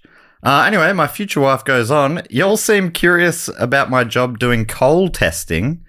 Basically, I work in a big, hot, dirty shed throwing coal around. Ooh, I wonder if that's the Scriptorium. Sounds beautiful. That's kind of what they did. They didn't throw coal around. They threw words around. But coal is a word. Oh, my God. He was in the mines all day. Can you Mines believe and that? words. Well, he was Miner, was one of the guys writing to him. This is all making It's so all much sense. tying back Jesus, together. this is working out a little too well, if you ask me. So she finds the best quality coal so the big drills at the mine site know where to drill for more coal. We also test for moisture content so they can safely load coal onto ships. That's the simplified version, and not everything that we do, but I hope it gets the point across. Thank you, it does. Also, the coal does not taste good, Dave. It's so funny thinking the things we must have said Yeah. to get... Because it's all sounding absolutely batshit. So you're like, okay, I'm assuming we recorded this one late at night or when Dave's we were a talking bit about hungry. eating coal? Yeah. Yeah, I stand by it. I reckon it would taste great, and you're just trying to. Why would coal taste good? You're trying to keep us away from the beautiful. Oh, taste. yes. Lauren says that Gatekeeping. coal dust often gets in my mouth and nose, and it is nasty. Or I don't know how that... Maybe that was going to end by saying nas-taste-tay. Yeah. It's a fine line between nas-tay and nas-taste-tay. Agreed. One of those things where you taste it and you go, I don't know if I like that, and you keep going back Yeah, for more. yeah. One of those. Vegemite. You're like, oh, I can't stop eating it, but it's not good, but I love it. It's hard work, but decent pay, which means I was able to purchase my own 4-bedroom, 2-bathroom home when I was 24. Got you with a brag too, boobies. Oh my God. Matt, you're marrying into wealth. Yeah. That's fantastic. I'm okay with this, Matt. Can we come live with you? 4 bedrooms. Yeah, that's one for each. Yeah. Um, And a spare. wait, no, I assume Lauren's living there too. Yeah, but you're married, so you're sharing with Lauren. Oh, okay. So, married people have to share a room. How is that fair? Dave definitely doesn't do that. I'll be in the master suite. Anyway, love you, Matt, Jess, and Dave. Please say it back. I'm so alone and starve for affection. I live by myself with my 3 cats. Oh, that's who's taking up the other rooms. So the problem is you buy a massive house, and then, if it's just you and your cats, there's a lot of room. You maybe that feels overwhelming. We should move in. Absolutely. Agreed. Yeah, okay. The fantastic. cats have to go, though. But did you hear Lauren asked for us to say I love you back? And Yeah. I'm just double checking. No, I heard. I heard her. Oh, I heard her all right. Lauren, I'll say that I love your back. You back. I love you back. I love your back. I've never said this before to anyone. That was a really... Because it's a psycho thing to say. I love your love back. your back. I love you back. Okay. Okay. Thank you so much, Lauren. Next one comes from... No one else? Okay. No. Oh, no, well... Yours is implied. Yeah. I mean, you don't agree to marry someone unless you're pretty head over heels in love with them. Head over heels in love with their 4-bedroom, 2-bathroom house. Yeah, I'm picturing like someone just caked in coal dust. Yeah. Cat fur sticking to it. Beautiful. A little chicken woman. I'm tired. Oh, what's going on? Anyways, next one comes from Patrick J. Early, aka CEO of making the radio static noise from the Old Planet Broadcasting sting as soon as the theme music ends at the end of every episode. Remember that? What, was it Am I saying that right? Oh, Yeah, it's more of a that. it was spelled CKKK. Okay. Sorry, losing my mind over here. And can I just say congratulations, Josh? At this stage, you've said it enough times that Nathan is bride now, which is huge. Congratulations, Nathan. That's second from the top. One away from Governor General of Australia. So Patrick is offering a very braggy week in the Fat Quarter Question I'm here for bag. Writing, hey team, apologies in advance for how much I wrote. There's just so much to say. A few years ago, my girlfriend at the time introduced me to Do Go On with the DB Cooper episode. I never listened to a podcast before, and I didn't think they were my sort of thing. I was wrong. I'm happy to admit that now. But I wasn't an immediate convert. In January of 2023, skipping ahead, I started listening from episode 1, and after being confused by Jess's hatred of accountants in the DB Cooper episode, What's confusing about it? I've listened exclusively chronologically, with the exception of joining the 400th episode live stream, so that I could make sure I got all the in-jokes along the way. Wow. At the time of writing this, I'm up to episode 406. Jeez, you're getting close. Wait, started in January of this year? That's amazing. Hey, by the way, That doesn't. What? It was 2023, wasn't it? January this year. But that's more than one a day. That's hectic. Are you really taking it in? I think you should go back and start That's again. way more. Is it not? Yeah. Yeah, because it's over 400 episodes in 10 months, isn't it? That's crazy. In a good way. I'm saying this in I'm impressed.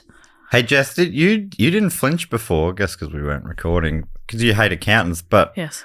there's a shoot going on downstairs and they've built a whole submarine set down there. We were just told. How do you Is feel that about what they that? said? Yeah. Submarine. Submarine. That's what I heard. I heard submarine too. I'm gonna have to do some damage. You're going to shit in the set? I'm gonna do a lot more than shit in the set. I just think they're silly. I don't hate them. I think they're silly. But and they're I imagine it's a comedy thing. They're probably making it's fun of them too. because they're silly. Yeah, up Periscope. It actually makes heaps of sense to be filming comedy sketches about the silliest thing. So yeah, no, that's fine. I won't shit in it yet. Unless I learn it's an homage to submarines, and then I will be defecating. Patrick continues. I'm an independent Aussie musician, and my brag is that also at the time of writing this, I recently released a new EP. I thought I'd use some of my limited advertising budget to finally support my favourite podcasts, as well as share my excitement about the new EP with the wonderful listeners. I make pop rock music under the name Pearl Lee, and the EP is called It's Real Now, It Has a Name. There are songs about mental health, love, breakups, and self-reflection. I also sent you guys a Do Go On jingle that I wrote a few months ago, originally to the main email, and then recently to this special jingle email you set up after I got up to that episode. By the time you're reading this, maybe you've already played it on the show. I want to say thank you to the three for the hundreds of hours of entertainment and for making me scream with laughter at Dave's character work. Shout out to the sheriff from Roswell. Matt's Thousand Noises. Shout out to the gun sounds from the Eureka Stockade. Yep. And Jess's uncontrollable laughter at dogshit riffs and terrible jokes. Shout out to, Really, I just make other people look good. every single episode. That's what I contribute. I mean, you're not laughing at your own terrible jokes. You're laughing at ours, so that's bad for all. We sound terrible. My skill is doing bad sound effects. So At least you're doing something. I think laughing is doing a lot, Jess. Wow. And you're also very funny too. I disagree with what Patrick's saying. I think you have value. You guys said I've gotten funnier since I got hit by a car. Well, Dave said that. I've just jumped on the riff. So you don't think so? I thought you've always been very funny. No, I always thought you were very funny. The bar was very high, and so were the handlebars. Patrick finishes by saying, you're absolute legends and you bring a lot of joy to so many people. Should I? It's so fun. I've once again, of course, forgotten that I started a new email address. Yeah. We've checked it once, I believe. Can you chuck us the ox? Are we? Yeah. Because I was just thinking the same thing. Pearl, let's play him. Let's play a bit of Pearl Let's Lee. get some Pearl Lee. Because people are going, How's Lee spelt? It's L. I've looked at it. Pearl Lee is on Spotify, so 2 words, Pearl, and then Lee is L-E-E. Great. Great photo. Standing in the forest with your guitar case. Love this. Oh, beautiful. This is a lovely shot. A verified artist. Can you believe it? all right, so are you ready? Are you all ready for this? Ready. All right, here we go. This is Pearl Lee's jingle. None of us have heard this before. Oh, actually, is the auxiliary thing on? Oh, Let me no. check. Yeah, you probably have to turn that on as well. Probably. Fucking hell. Dave. Watch me for the changes. The good news is it was already on. That is good news. All right, you ready? He's wasted everyone's time. I'm ready.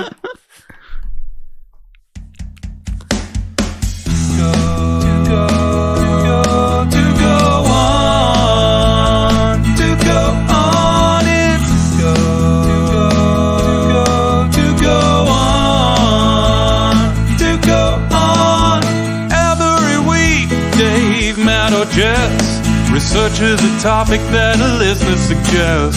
They prepare a report for the other two who are in the dark on what they're gonna listen to.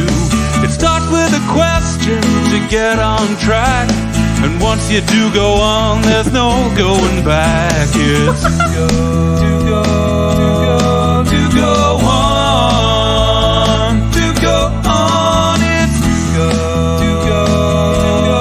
to go on. Oh, yeah. A nice finish there. Yeah. That was awesome. That's fantastic work. That Thanks so much, is Pearl Lee. great. Thank you so much.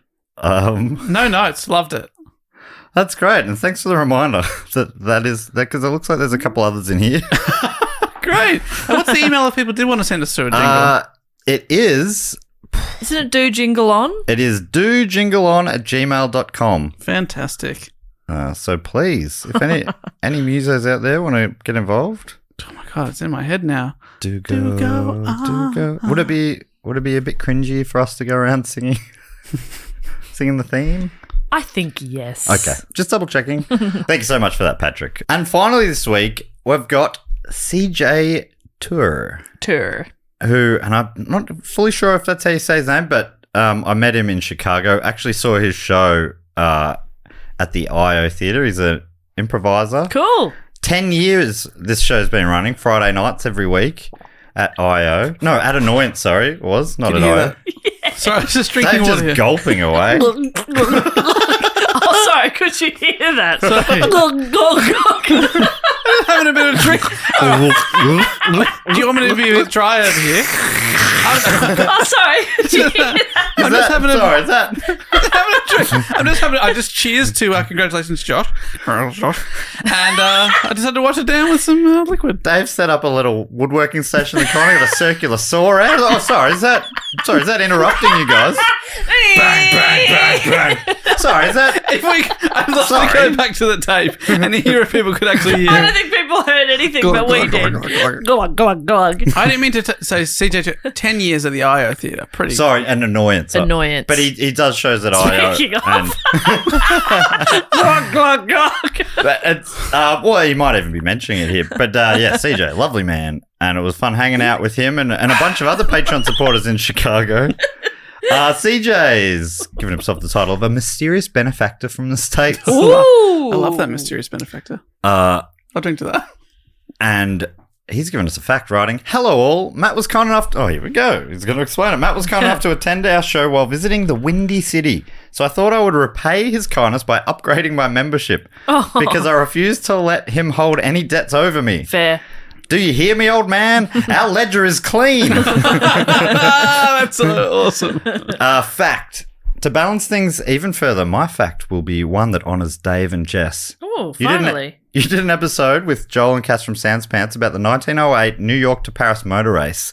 But did you know they made a farcical film about this event called The Great Race, which starred former Jess topic Natalie Wood and brackets, listen up, Dave, close brackets. I'm loving the sass that's dripping off this.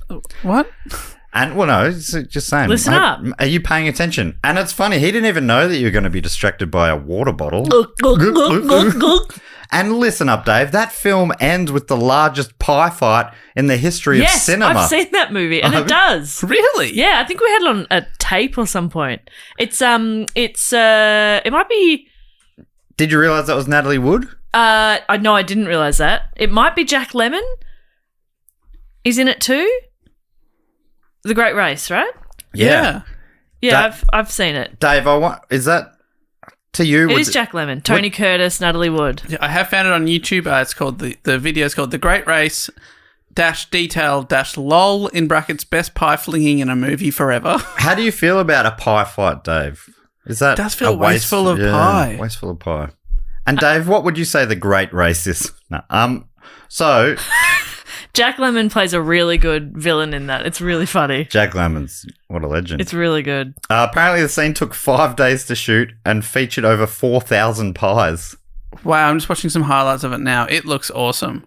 It looks like it would have been fun to probably, you reckon, fun for the first day? Yeah. Tedious for days 2 to 5. And just I'm guessing cream pies? Whether it's mincemeat or cream, whatever it is, isn't going to feel good. It's all dessert pies, custard, raspberry sort of stuff. Oof.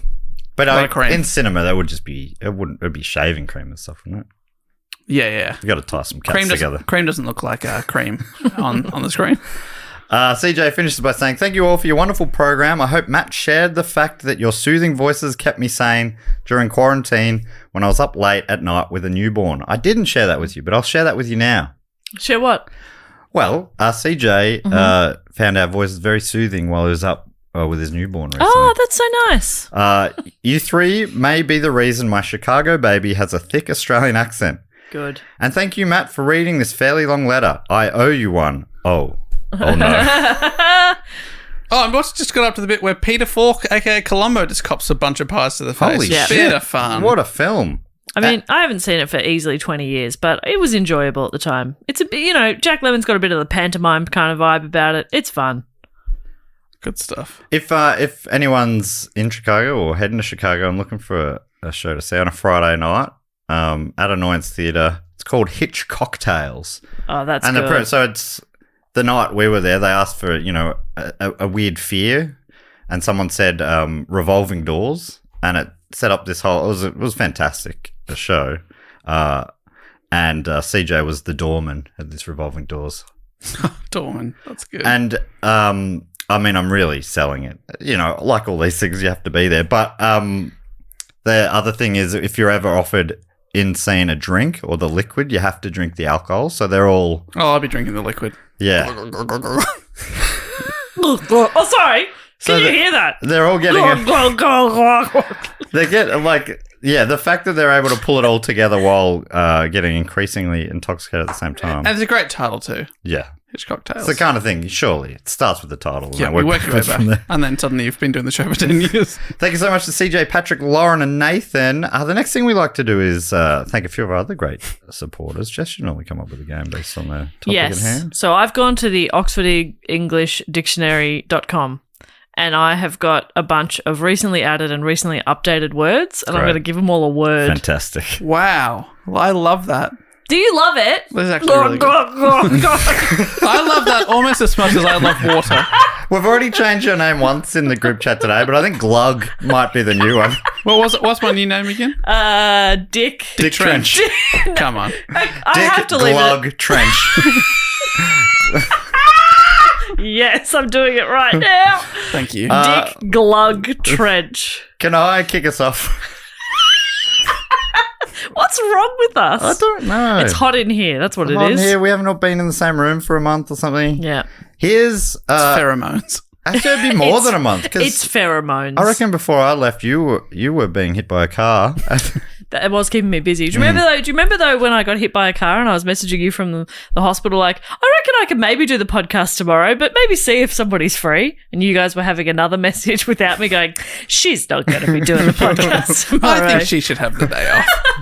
Because I got hit by a car. Yeah, but it worked out for the best because you're so funny now. I'm really funny now. It was a real upgrade. If I can kick us off, I'd love to thank from Seattle, the Emerald City in Washington in the United States. It's Mark Smith, not the singer from The Fall. Wow. Could it be?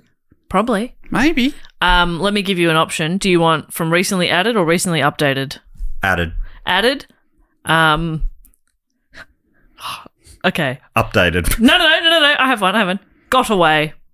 Ooh, got away. Got away, but it's GOTAWAY. Got away. Got away. And it's in the language of immigration law enforcement, a person who has entered the United States illegally and has not been apprehended by customs or border They control. got away. They're a got away. It's The a number noun. of actual gotaways is derived in the following manner. It's US slang. It is a noun. Because, yeah, you're like, got away. You got away. Yeah. I love it. I love language. Beautiful. Thank you so much to Mark E. Smith. I've added the E. And Mark got away, Smith. Mark Godaway Smith. These work as good nicknames, I think. Next up from Edinburgh in Great Britain, in Scotland, it's Becca Waring or Waring. More like Becca Treasure Trail. Oh, talk me through it. Also a noun, a literal or figurative trail which leads to treasure, wealth, or other gain. Specifically, a game in which players follow a trail of clues to find a hidden prize. And it's called Treasure Trail. Treasure Trail. That's a new word. That's brand new. Bloody hell. Recently added. And finally from me, I'd love to thank from Amherst in MA, probably Massachusetts. I think we always stumble on this one. In the United States, it's Jacqueline Kang. Jacqueline Hydrofracking Kang. Beautiful name for a boy or girl. Hydrofracking. Beautiful, isn't it? Goes well with Hydrofracking. Kang. Yeah. Kang. Hydrofracking Kang. Hide your frickin' Kang. It sounds like you're saying hide your frickin' Kang. Yeah. Could you hide your frickin' Kang? The parents are principals coming are home. Hide your frickin' Kang, quick. The principal's coming. It's natural. Everyone's got one. Dave's refusing to hide his frickin' Kang. It's natural. It's natural. No, I won't. No. I won't be ashamed of my fracking Kang. Jess, do you want to take a few? Or Dave? No, Dave, why don't you? Because Jess is doing all Yeah, the great. hard Jess work here. Jess is on the OED. I'll read out some names. Thank you so much. From Pittsburgh in Pennsylvania. Did you get there? I didn't, but that's on the Golden Mile. Fantastic. When we do our tour, obviously I'm going to go all the way down that Golden Mile. When we do I'll our walk CJ it, tour. obviously. Yeah. When we the Golden Mile all the way from there to Vermont. Yeah. Just keep it going. Well, no, it starts in Gary. Starts in Gary Through Ohio, to Vermont. Pittsburgh, chuck a Yui. Not a Yui, chuck a lefty. Oh, no. From Pittsburgh, it's Adam Dashner. Big exciting one for Adam because Adam actually gets the word of the day. Oh. Whoa. Another noun, Kringle Krangle. Is that one word? Kringle Krangle. Kringle Krangle. It's hyphenated. Kringle hyphen Krangle. It's an English regional, northern. A zigzag, a mass of twists and turns. Oh, Kringle It's a real Krangle. Kringle Krangle. Adam Kringle Krangle Dashner. That happened when Debbie Kringle married Gary Krangle. Yeah, and she's independent. Yeah, so their kids were The a Kringle bit of a mess. And they were from the north. A real twist and turn kind of kid, you know? Oh. I would also like to thank from Broomfield this is Broomfield, Colorado, Tim Conley. Vulgate. Tim Vulgate Conley. Vulgate, of course, is an adjective and a noun. Widely known or familiar. Widespread or popular. Wow, he's pretty vulgate. Vulgate. Vulgate. Don't be so vulgate. Don't be so widespread or popular. It's like, yeah, it sounds like an adult-only toothpaste. Vulgate. Yeah, like it's vulgar. Vulgar Colgate. I thought you were going to say like toothpaste for your vag. I was like, I don't think you should be putting toothpaste there. Vulgate. I imagine now that you've said that, that's probably what everyone was thinking I meant. but what I was thinking like was vulva Colgate kind of thing. Yeah. That's Wow. Which do not, again, and- I cannot stress enough, do not put toothpaste there. and Jess, of course, vulvas. That's MA for mature audiences only. Children shouldn't They shouldn't know about that. know about that sort of stuff. I would like to thank from Officer here in Victoria. It's Ash Barr. Bond maid. Bond maid. Is that anything to do with James? You know, I'm James pretty Oh, it's not a good one. Bond A maid. woman or girl who is held in slavery or is otherwise obliged to work without payment. Okay. It's not a good one. You know what? I'm sure that Bond maid is Bond maid was one of the words that went missing from the original dictionary, and that Pip Pip Williams. Yeah, she talks about that's one of the words that's found by her. She's got a character called Esme who's working in the Scriptorium and finds the word bond maid, Oh, wow. and then creates this. And that's I haven't read the book. That's but very I've got cool. I've got it downloaded on to listen to. What are the chances? Because that's just on recently updated on the Amazing. website. So Wow. they finally got it in there after Yeah. 100-something years. Probably, maybe even more than 100 years. Wow. I can't do the sums. Who knows? Who knows? Can't be known. Do you want me to keep going with names if you've got the Oh thing no, there? I'm gonna jump back in here, Dave, and thank from Richmond in Virginia, Oh. Ashley Botkin. Flirty. Oh yeah, But Flirty is flirty, like Oh. T-double-E. Ah. Okay. So a person who is flirted with by another, like the Oh, yeah. flirted Oh, or the the flirty. flirty. Isn't that nice? The flirty. Dave, you want to do one? Flirting? No, I'll be be the flirted with by me. Yeah, okay. Oh, I don't know how to flirt. So that's the thing. I'm Is that pretending you I don't, but I'm flirting. I wouldn't even know how to flirt. Compliment his arms. I'd love to. Oh man, I would love to flirt with you, but I don't even know how to. See, I am flirting I don't by think you saying are. that wouldn't even know how to. But if I would flirt with anyone, it would be with you, Dave. I would compliment his arms. That's what I said for you to do. Compliment his arms. No, I can't lie through a flirt. Does I can't lie through a flirt. You could say That's that. the You could lowest say, of the "Wow, low." they're so bony." Oh, wow! Look at those arms. Everybody, quick! Look at his arms. Is it always customary for the flirtee to feel so uncomfortable? Yes. Yes, I think that is Yes, part yes, of it. yes, for Then sure. yes. success. Should I kick on? Oh my god, this person is from address unknown. Can only assume from deep within the fortress of the moles, it's Ahmad Kitana. And the word is nup. Nup. Yep. Nup to the cup.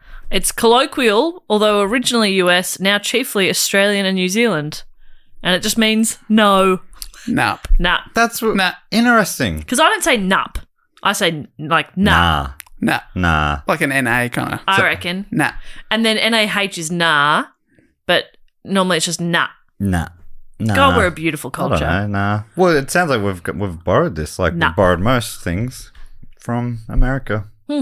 On loan. You can have it back if you need it, America.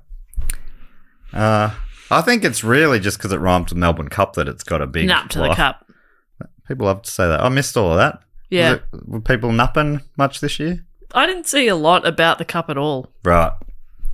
Yeah, me either, really. which No. is nice. Didn't watch it. Don't know who won. No. I reckon a horse. I reckon a horse would have almost definitely won it. Well, you're going to have to fact check that because I didn't watch it. I will not make a claim if I haven't seen it. That's fair. Personally, I was great to get away from it. I find all this sort of gambling uncouth, so I went to Vegas.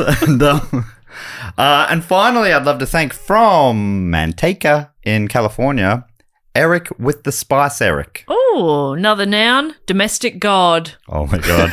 Recently added. A god who presides over a household, or more generally, the home. A representation of such a god. There you go. There you go.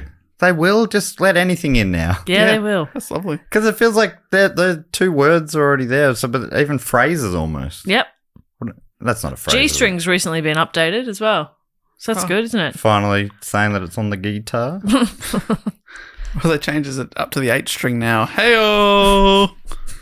Thank you so G, much H is after G. to Eric, Ahmed, Ashley, Ash, Tim, Adam, Jacqueline, Becca, and Mark. And the last thing we need to do is welcome a few people into the Triptych Club. Is there any better episode to be into the Triptych Club than on the final episode of Block for the year? Yeah, about a dictionary. Oh Yeah, my this is God. big. Huge. Dave, Do you want to quickly explain how this works? Basically, the Triptych Club, this is our celebration, our commemoration of people that have supported the show on the shout-out level or above for 3 consecutive years. They've never dropped off. They've stayed true. And to stay true to them, we welcome them into our clubhouse, our theatre of the mind, sort of revolving restaurant / lounge / snooker hall, whatever you want it to be, it's in there. Jess is behind the bar. She's got some cocktails and foods. I book a band. And we welcome you in. We hype you up and just have a great time in there. As you're explaining it, I'm like, you two really do all the work here. Normally, I'm just sort of explaining it, and I'm dishing that bit off as well now. So I think I've got this fucking nutted. Jess, what do you got? What do you got there behind the bar? You normally got something, a bit of a drink? You know what I've got this week actually? It's just I've just got a martini glass. And it's got a salt rim, and then inside is just melted butter. Oh yeah, salty butter. That sounds. We were talking awesome. about how it's crazy because it's yum. That sounds like a yum cocktail. We're talking about how yum butter is. Salted butter. Salted butter. Bit of a knob. I just have a knob. Talk about going to a wedding or any of those sort of kind of formally kind of things where you get little butter things. Yeah. Nubs of butter. I'm like, I don't know if people have them normally at home, but. Like, they're the only times I associate them with. You're sitting at a round table. There's napkins and everything. Yep. Which is what I call the Cambridge Dictionary.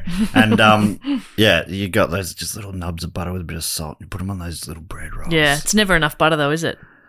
No, or bread rolls. Yes. And then they insist on bringing you other kinds of food. Fuck it off. Fuck off. Bring me more of this more butter. More butter. It's yum. So that's what I've got. I've got unlimited butter. That's fantastic. Wow. And Dave? We always book a band, and you're never going to believe it. Obviously, I've been in talks with this band for many months to get them here because they headline festivals all around the world, and specifically playing in full their debut album, which of course includes the hit single Oxford, Vampire Weekender here. We got Vampire Weekend. That's fantastic. Yes, in the 15-year celebration of their first album. Wow. How about that? Huge. How about that? I'm flabbergasted. Anyway, I'm on the door. I've got a list of names. I'm going to be reading them out. I'm going to be reading them out. And Dave, he's going to be hyping them up. Jess is hyping up Dave. Dave will hype you up in the form of some weak wordplay. And everyone who's already inside the room will be clapping along. All right, so we pumped. If you hear your name, run on in. Here we go. First up, from Terrace in British Columbia, Canada, it's Mark Wen. They're hitting the mark, it's Mark Wen. Or when will they come on in? Now it's Mark Wen. Yes. From Melbourne, here in Australia, it's Max Massingham. The night just hit Maximum Massingham. Oh, that's a great name. From they don't stop. From address unknown, can only shoot from deep within the fortress of the moles. It's Dora Buckle. Buckle in and feel the Dora. Yeah, don't feel the Dora. Strap in and feel the G's, that kind of thing. It was a play on John Farnham's old guitarist Phil Buckle. Feel the Buckle. Gotcha. Is that what you're doing? Yes, I'm a big fan of John Farnham's guitarists. Yeah. Know them all by name. Also from the Southern Sons. And big fan. From I sold him a heating system back in the day. From I do like that story. Preston here in Melbourne, it's Edward Gunning. I've been gunning for an Edward and now I'm feeling fine. From Greenville in South Carolina in the United States, it's Ryan Zicker. No Zika virus here, but there is this Ryan Zika. From Horsham here in Victoria, Australia, it's Nicole De Morton. Horsham, it's Nicole De Morton. Yes. He's barely needing me at all. He's doing so well. Standards have slipped since I've left. From Keensburg in New Jersey in the United States, it's Michael Will. Where there's a Will, there's a Michael. Yes, it was so obvious. And finally, from Lanesborough in Massachusetts in the United States, it's Shannon and Brian Cook. Well, there's not Shannon and Brian Cook. There's not too many cooks. There's 2 cooks, Shannon and Brian. Just the right amount of cooks. Shut up. You have been away, and yet we have just fallen right back into step with one another. So welcome in. Make yourselves at home, Shannon and Brian Cook. I wonder if that's Brian Cook, the old Geelong Football Club boss. Michael Will, Nicole, Ryan, Edward, Dora, Max, and Mark. Make yourselves at home, one and all. And that brings us to the end of the episode. Can you believe it? The end of another Blowvember / Blocktober. Sad my time. God, this is tragic, but also a beautiful moment. Beautiful the moment that we've celebrated yet another Blocktober, Blovember. And like we said before, now it's into the Christmas season, our favourite season. I'm chucking the block tree out on the street. Yep. And it's time to put up the Christmas tree. Yeah. Or Dave, the Christmas tree. Mish. But look, I'll just tell people that if they would like to suggest a topic, you can do so over. There's a link in the show notes. It's also on our website, which is dogoonpod.com. You can find us on social media at dogoonpod or Do Go On Podcast on TikTok. And also, we just want to remind you that we love you. Dave, boot it home. Hey, just in case there are still tickets available, we don't know if they are, but this weekend, Saturday, December the 2nd at 4:30 p.m, we're doing our annual live Christmas show downstairs at Morris House in the city. Get tickets at dogoonpod.com if they are still available. If not, thank you so much for listening. And until then, we'll say thank you so much. Happy Block. Goodbye. Later. Bye. So I'm keen to know what it is, man. I'm just having a look. The second most votes was 28%. So much higher than that. Yeah, wow. And I think people are going to be excited about me getting those percentage numbers just right. There were people at home just going, tell Wait, me what number it was. Let's be specific, Yeah. please. And so I'm glad you've done that. You said around 29, but is it 28? Is it 30? Yeah. Well- Is it 29? Don't say around 29 if it's 29. 28.05%, okay? Holy There, I said it. shit. Whoa. But yeah, this one, I mean, can I tell you the exact number? Please. I don't know. Are you ready for this? I don't know if I am. I'm sitting down. Okay. 39.25%. So not 40. Oh my God, you lied to us. I said just shy of 40. Go to the tape. Please edit a lot of this waffle out. Yeah, that's This right. has been awful. We're really building up the tension of this topic Yeah. with some numbers, some real tangible numbers.